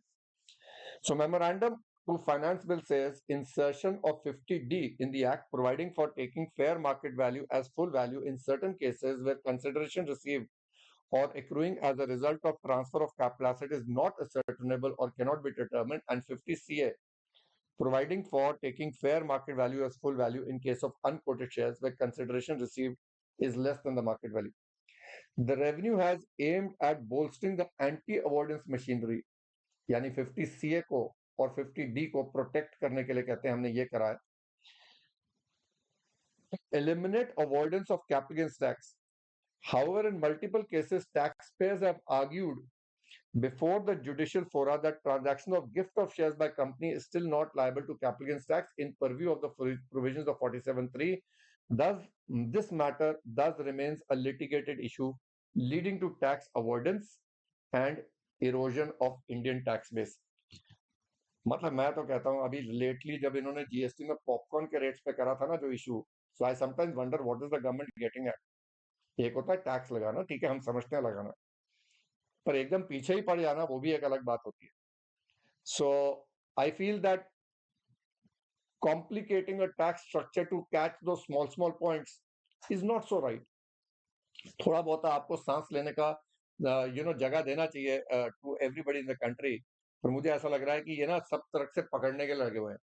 So I do not know how far this is good or bad. My opinion is that they are overcomplicating, and it remains to be seen how they will simplify the direct tax act. देखते हैं क्या करते हैं। He says further, a gift is given out of natural love and affection. चलिए, मतलब finance minister साहिबा बोल रही हैं भाई जो गिफ्ट होता है ना वो तो प्यार मोहब्बत से दिया जाता है। Seeks to substitute clause 3 of 47 and its provision to provide that nothing contained in section 45 shall apply to transfer of a capital asset under a gift or will or trust by an individual or HUF। यानी अब जो act में उन्होंने amendment करा है, अब ये transfer by anyone नहीं हो गया। एग्जेम्प्ट तब होगा अगर इंडिविजुअल और HUF गिफ्ट कर रहे हैं, यानी अगर कंपनी गिफ्ट कर रही है तो 47(3) नहीं लगेगा, which means 50CA and 50D। सो इसका एनालिसिस ये हुआ कि अगर एक प्राइवेट लिमिटेड कंपनी अपने शेयर गिफ्ट कर देती है या एक पब्लिक लिमिटेड कंपनी के पास प्राइवेट लिमिटेड कंपनी के शेयर हैं जो वो गिफ्ट कर रहे हैं, then please remember उसके ऊपर 50CA लग जाएगा। So this is an important amendment. Now, so if I now gather, यहां पर मैंने सारी amendments एक बार बता दी हैं, जो मेमोरेंडम है उसको पढ़ लेंगे एक बार, but let us first simplify it in our heads before we come and read the law. तो मैंने क्या किया, यहां पर आपको बहुत सारे चार्ट्स दिए हुए हैं। लॉ बिफोर 23 जुलाई क्या था, लॉ विद इफेक्ट फ्रॉम 23 जुलाई क्या है, पर I am not going to complicate it, मैंने आप लोगों के लिए सिंपल चार्ट्स बनाए हुए हैं। So let's come here. Now period of holding 242A में क्या करना है।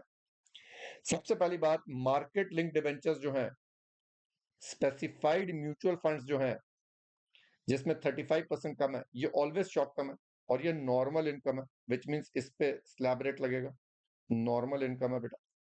ये 50AA में एक चीज और ऐड हो गई है, unlisted debentures, but this has been added, remember यहां स्टार लगाया मैंने, 23 जुलाई। सो 23 जुलाई 24, 23 जुलाई 24 के बाद ये हमेशा शॉर्ट टर्म होगा, उससे पहले अनलिस्टेड डिवेंचर्स के ऊपर।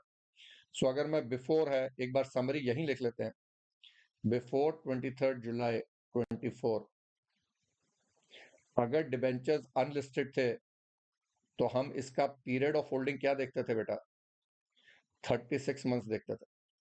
और अगर ये लॉन्ग टर्म होता था और अगर ये शॉर्ट टर्म होता था, शॉर्ट टर्म होता था तो नॉर्मल इनकम होता था, और अगर ये लॉन्ग टर्म होता था तो इस पे रेट ऑफ टैक्स डिबेंचर्स के ऊपर 20% होता था।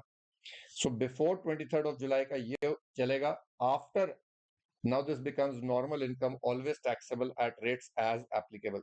एक तो दिमाग में ये डालो। देन लिस्टेड में equity shares, units of equity mutual fund, debentures, bonds और अब अदर यूनिट्स भी आ गया है, यानी ये वाले छोड़ के जिसमें इक्विटी में 35% से कम है, बाकी यूनिट्स जितने भी हैं, इक्विटी म्यूचुअल फंड होता है जहां 65% से ज्यादा इक्विटी में है, तो बीच वाले भी आगे, सबके लिए पीरियड ऑफ होल्डिंग 12 मंथ्स कर दिया। तो 12 मंथ्स से कम होगा तो शॉर्ट टर्म है, ज्यादा होगा तो लॉन्ग टर्म है। लैंड बिल्डिंग के लिए पहले 24 था, अभी भी 24 है। अनलिस्टेड शेयर्स के लिए पहले भी 24 था, अब भी 24 है। अब गोल्ड, ज्वेलरी, लाइफ स्टॉक, अब इनके लिए याद रखोगे before 23 July 24 period of holding 36 months होता था। अब on or after 23 July period of holding अब 24 मंथ्स हो गया है। तो प्लीज ये छोटी छोटी बातें हैं, I think I been very careful by making this chart, आप लोगों के लिए, पेपर के लिए, this is more than enough. तो चलिए एक बार फटाफट क्या चेंज आया। जो मेजर चेंज आया है वो ये है कि अनलिस्टेड डिबेंचर्स अगर 23 जुलाई 24 के बाद ट्रांसफर होते हैं तो वो शॉर्ट टर्म नहीं, और हमेशा शॉर्ट टर्म होंगे। पर अगर 23 जुलाई से पहले होते हैं तो आपको ये पुराना लॉ लगा के चेक करना पड़ेगा शॉर्ट टर्म है या long term. Listed equity shares पे सेम रूल है 12 मंथ्स का, पहले भी अभी भी, बस इसमें ये अदर यूनिट्स जो थे पहले इन पे 36 मंथ्स होता था, अब इसको भी उन्होंने 12 मंथ्स में ले आए।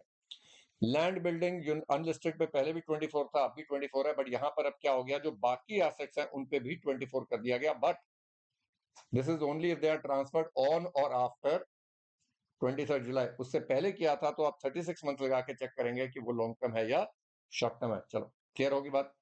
नाउ सेम थिंग मैंने यहां पर आपको लिख के दे दिया है, you can read through this, but अगर आपको मेरी चार्ट समझ में आ गया तो इसको रीड करने का जरूरत नहीं है, बट फिर भी मैंने डिटेल में आपको एक एक का दे दिया है, ठीक है। और यहां पर आपको बेराक भी दे दिया है। बेराक में क्या लिखा है, short term capital asset means a capital asset held by an assessee for not more than 24 months immediately preceding the date of transfer, provided that in case of security listed on a recognized stock exchange in India or a unit of unit trust of India or a unit of equity oriented fund or zero coupon bond, the provisions of this clause shall have the effect as if for 24 months the word 12 months have been substituted. तो ये amendment आया, पहले यहाँ 36 लिखा था, अब यहाँ 24 लिख दिया है, ठीक है। बाकी सब रिमेन्स द सेम। तो मेजर चेंज आ गया पीरियड ऑफ होल्डिंग में। So government is basically now reducing your rate of tax, indexation तो नहीं दे रहे हैं, but they are reducing your rate of tax a little faster. तो 3 साल बहुत ज्यादा टाइम हो जाता है इनको लग रहा है, तो इन्होंने उसको थोड़ा सा कम कर दिया। Now conversion of physical gold into EGR, vice versa, law remains the same, no difference। 50AA में मैंने बोला इन्होंने चेंज कर दिया है, तो यहां पर आपके अनलिस्टेड डिबेंचर्स आ गए हैं, ये मैंने आपको करवा दिया है। अच्छा अब एक बात और समझो, यहां पर जो स्पेसिफाइड म्यूचुअल फंड है ये सेक्शन 242A है, where capital asset is a unit of a specified mutual fund acquired on or after the first day of April 23 or a market linked debenture, ये तो पिछले साल तक भी था, is an unlisted debenture which is acquired or redeemed or matured, which is transferred, sorry, or redeemed or matures on or after 23rd day of July, तो ये मैंने आपको करवाया। Then shall be deemed to be capital gains arising from transfer of a short term capital asset, तो ये law बदल गया है जो ऊपर मैंने आपको बता दिया है। अब यहां पर एक छोटी सी बात जो आपको याद रखनी है कि जो स्पेसिफाइड म्यूचुअल फंड है उसका डेफिनेशन चेंज करा है फाइनेंस ने। He says a specified mutual fund means a mutual fund by whatever name called which invests more than 65% of its total proceeds in debt and money market, or which invests more than 65% of total proceeds in units of unit fund referred to in subclause A, which is debt funds। पर ये definition आप लोगों के लिए अभी तक हमारे लिए क्या है, less than equal to 35% in equity. अब उन्होंने वो डेफिनेशन बदल दिया स्पेसिफाइड म्यूचुअल फंड की, पर ये definition is applicable from previous year 25-26, यानी हमारे लिए मई एंड नवंबर 25 एग्जाम्स में एप्लीकेबल नहीं है। सो मैंने दे दिया है पर इसको आप इग्नोर करके चलोगे। Specified mutual funds for the year 24-25 means less than equal to 35% in equity. Clear बात। देन टैक्स ऑन सिक्योरिटीज मैंने एक एक का 111A का earlier law, new law, debt सब कुछ बता दिया है, पर इसके लिए भी मैंने एक स्पेसिफिक चार्ट बना दिया है to simplify, and you can say thank you, ऐसी कोई बात नहीं है ना।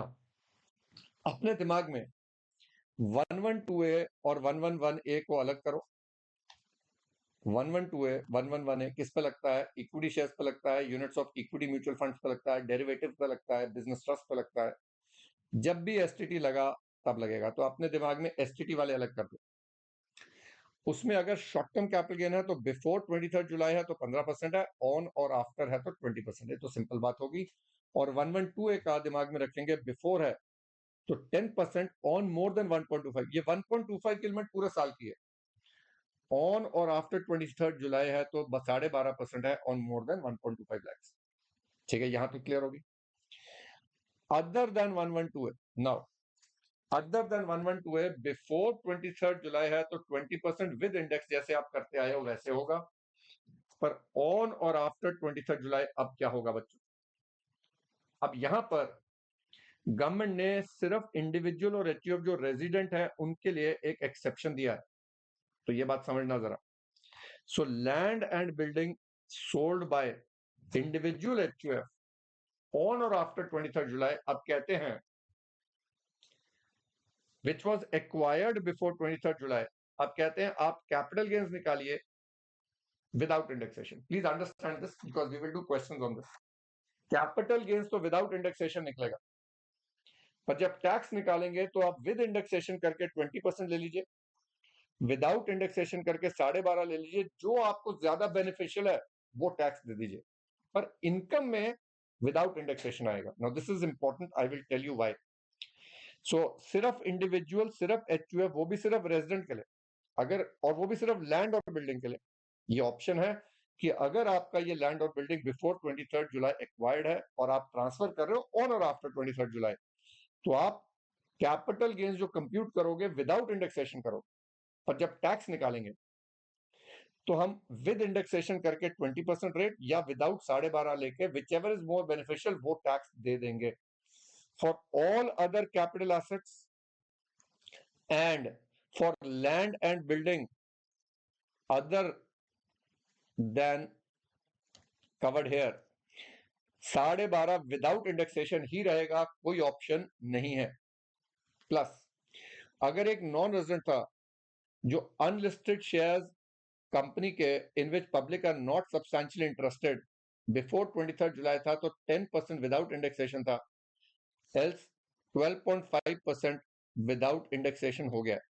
तो अभी वहां पर जो 10% वाला रेट था वो भी अब कॉमन लाके 12.5% विदाउट इंडेक्सेशन कर दिया है। नो इंडेक्सेशन का जो प्रोविजो है, सेकंड प्रोविजो, उनमें अमेंडमेंट करके लिख दिया है which takes place before 23 July 24, यानी इंडेक्सेशन का कॉन्सेप्ट सेकंड प्रोविजो में दिया था जो रिमूव कर दिया गया। तो मैंने यहां पर आपको दोबारा से वही वाला लिख दिया, बेनिफिट ऑफ इंडेक्सेशन कब कब नहीं मिलेगा, तो यहां बड़ा क्लियर है, no indexation if asset is transferred on or after 23 of July. अब यहां पर however for a resident individual for any immovable property, वही वाली बात कर रहा हूं, आप विद इंडेक्सेशन करोगे विदाउट इंडेक्सेशन करोगे, which ever is more beneficial. Now what I have done is I have given you a few questions, तो इस कॉन्सेप्ट को समझते हैं। So X bought land on 1/5/21 and paid 5 lakhs as down payment and is to pay 5 lakhs every month for the next 10 years. He pays 20,000 as dealer commission for purchase and 1 lakh as stamp duty for registration. He incurred leveling charges of land 2 lakhs in 22-23 and 3 lakhs in 23-24, which is on 31st March 24. He sells the land for 71 lakhs on 1/4/24. अब ये date important होगी क्योंकि individual है और कुछ नहीं लिखा है तो मैं रेजिडेंट मानूंगा। अब मुझे 1/4/24 which is before 23 July and incurs 50,000 as dealer commission, compute the capital gains। तो ये तो सिंपल कैपिटल गेन्स हो गया। As per old method indexation है क्योंकि 23 जुलाई से पहले है, since transfer is before 23 July. Full value आ गया, कमीशन कितना था 50,000 है तो मैंने 50,000 का डिडक्शन दे दिया। अब इसका कॉस्ट ऑफ एक्विजिशन क्या है, 5 लाख डाउन पेमेंट है, 5 lakhs every year for 10 years, so that is 50 lakhs plus 5 lakh, 55 lakhs plus 20 plus 1, so 56 lakh 20,000 है, उसका आप इंडेक्स करोगे। और करंट ईयर का इंडेक्स 24-25 का इंडेक्स आपको याद रखना है 363 हो गया।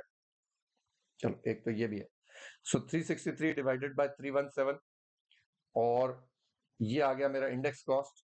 और जो कॉस्ट ऑफ इंप्रूवमेंट है which is levelling charges 2 lakh है 22-23 के, 3 लाख है 23-24 के, उनको आप इंडेक्स कर लोगे तो ये आपका कैपिटल गेन्स आ गया एंड 20% आप टैक्स दोगे। The answer would remain same whether you are a resident or non-resident. तो ये हो गया simple, why? Because 23rd जुलाई से पहले। Now the same question, I'm trying to make sure the point gets across. भाई transfer जो हुआ 1/8/24 को हुआ, अब क्या करना है?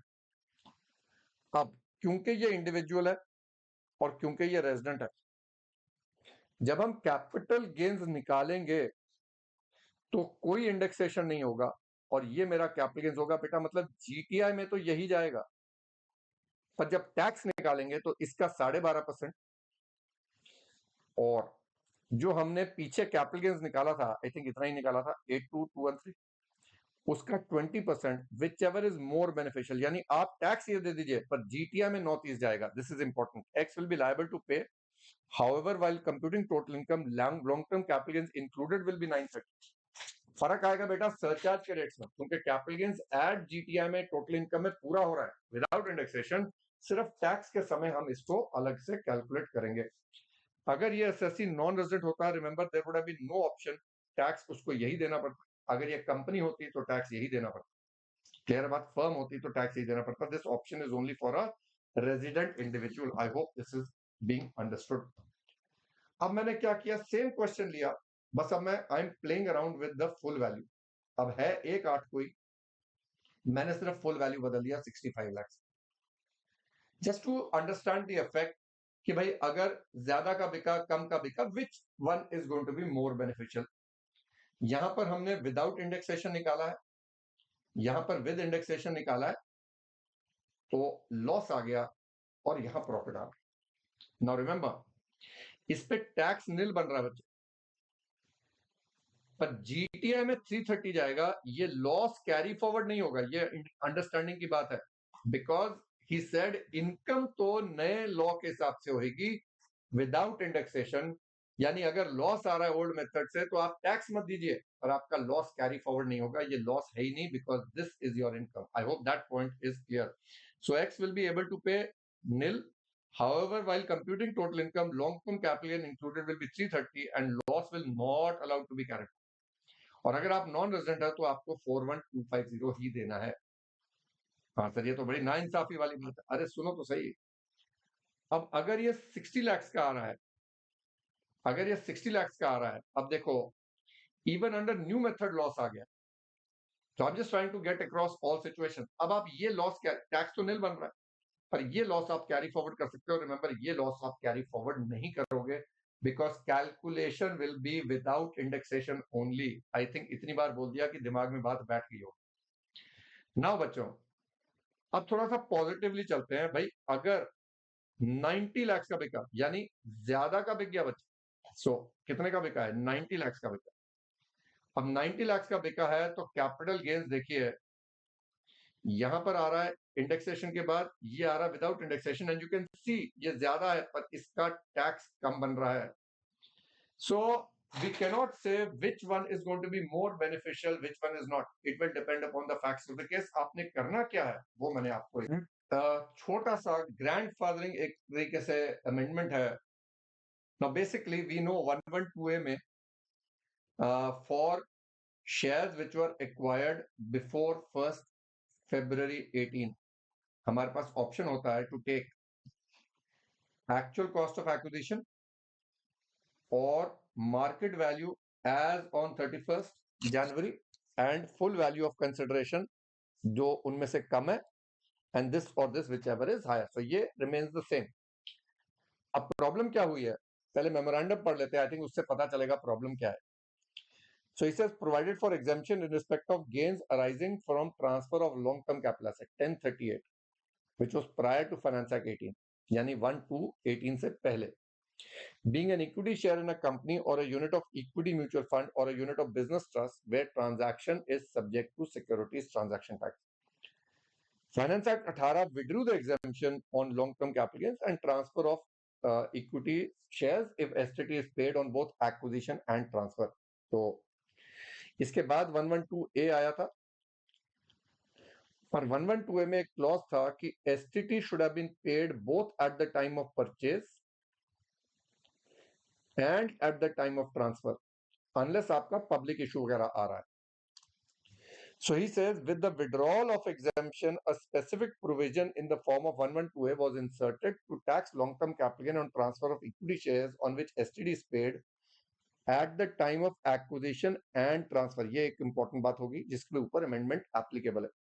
Simultaneously, clause AC of subsection 2 of 55 was inserted to provide a special mechanism for computing the cost of acquisition in respect of assets covered under 112A acquired prior to 1 February 18, जो मैंने आपको करवाया.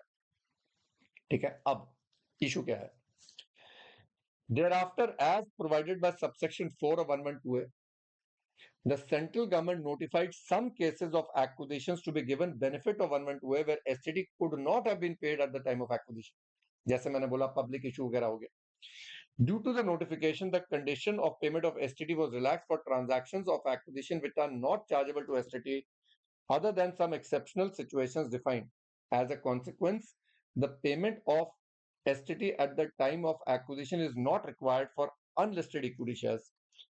So basically, unlisted equity shares of a company which was listed, but the shares did not get listed before 1st February. तो problem क्या आएगा? Due to this relaxation, a lacuna has arisen in the computation of cost of acquisition as per above, क्योंकि हमें market value चाहिए 1st February की. अब ये shares जो हैं unlisted shares हैं, acquired before 1st February हैं, कंपनी लिस्टिंग प्रोसेस में है पर लिस्ट नहीं हो पाई है, पर अब ये shares are eligible for 112A. तो भाई 1st February की मार्केट वैल्यू कैसे लें? तो ये कहती है, पहले पढ़ लें आराम से. He says due to this relaxation, please understand बात किसकी हो रही है? उन अनलिस्टेड शेयर्स की जो कंपनी लिस्ट होने के प्रोसेस में है और 1st February तक नहीं हो पाई थी. He says in case of equity shares transferred under offer for sale as part of initial public offering where STT is paid at the time of transfer, since the condition of STT payment at the time of acquisition is relaxed, therefore the aforementioned notification, it becomes an asset referred to in 112A. Hence, for determination of cost of acquisition, the computation of FMV as on 31st January as per explanation is required. However, the equity shares at the time of initial first of OFS, which is offer for sale, are unlisted on the date of transfer since the listing happens a few days after the transfer, and therefore some taxpayers are taking the plea that computation of FMV is not required on a literal reading of the explanation. यानी वो कह रहे हैं कि भाई इसकी तो cost of acquisition हो ही नहीं सकती क्योंकि हमें FMV लेना है, FMV है नहीं, therefore हमारा तो कैपिटल गेन्स टैक्सेबल होगा नहीं.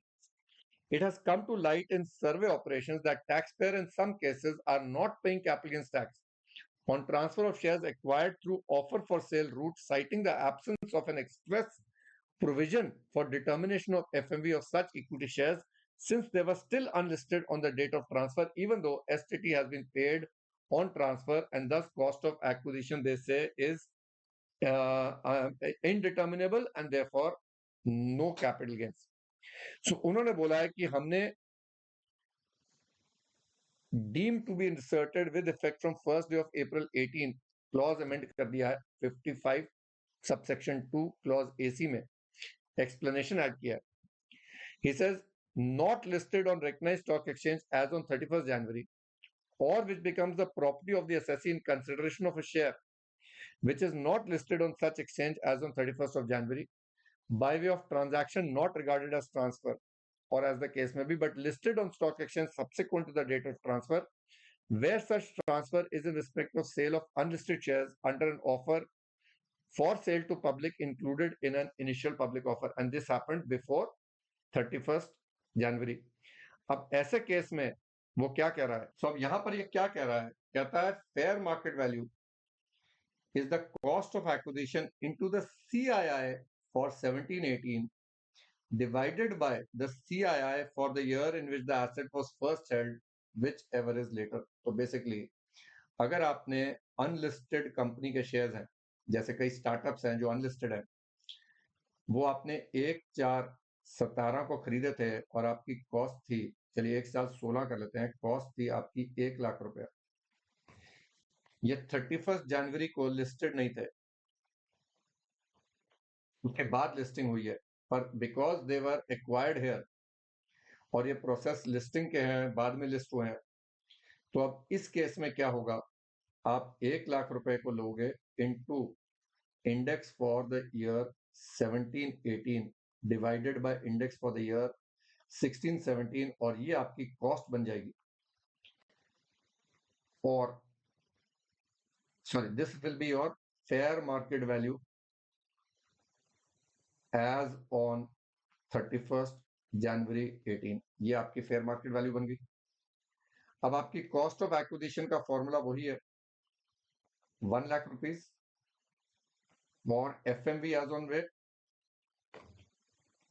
और सेलिंग प्राइस, इन दोनों में से जो कम है, और 1 लाख इन दोनों में से जो हायर है, दैट बिकम्स। तो basically this formula is telling you about calculation of fair market value. Now what are the offers available? एक है इंडिविजुअल बैच, जैसे है ये कॉम्प्रिहेंसिव बैच है, फुली रिकॉर्डेड है। 4 मंथ्स का सब्सक्रिप्शन लेंगे तो 7499 का है, 10 मंथ्स का लेंगे तो 7999 का है। Now exam oriented course will be generally for November 24 exams, और इसमें मैं November 24 के लिए exam, basically what I am going to do is I am going to reduce the repetitions. मैं अपनी क्लास में बहुत बार रिपीट करता हूं ताकि याद वहीं हो जाए। तो एग्जाम ओरिएंटेड कोर्स में हम थोड़ा सा रेपिटेशन कम करेंगे, थोड़ा सा बेरैक रीडिंग कम करेंगे और पूरा फोकस रखेंगे only on understanding the topics, learning the topics, coverage पूरा होगा and then we will do the PYQs। तो उसके लिए 4 मंथ्स का सब्सक्रिप्शन विल बी 3499, 10 मंथ्स का विल बी 4999। अगर आप सब्सक्रिप्शन लेते हैं जिसमें आपको ये दोनों चाहिए, से फॉर एग्जांपल आप नवंबर का पेपर दे रहे हैं, आप कहते हैं जी मुझे दोनों चाहिए, तो आप सब्सक्रिप्शन ले लीजिए और उसमें आपको 4 मंथ्स का सब्सक्रिप्शन मिलेगा 8499 का, 9 मंथ्स के साथ 1 मंथ फ्री है 9499 का। But suppose you want to prepare for let's say May 26 और आपको लगता है DT को 2 बार करना चाहिए, तो अभी आप मेरे साथ कर सकते हो, जो अभी करंट रिकॉर्डिंग्स है प्लस जो नया मैंने बोला आएगा with the finance bill having now been tabled and of course act आ जाएगा, तो जून जुलाई में उसका कोर्स आएगा, वो भी आप कर सकते हो, इसी में मिल जाएगा, that is a 15 month, so we say that is 9999। So like I said, ये सारी बातें मैंने आपको बता दी हैं, and if you have any query you can always get in touch with me on WhatsApp. I will be more than happy to help you resolve that issue. The idea of course is that you pass the CA final course, become a chartered accountant, join the fraternity और इस profession को आगे लेके जाइए, and let's keep cracking it.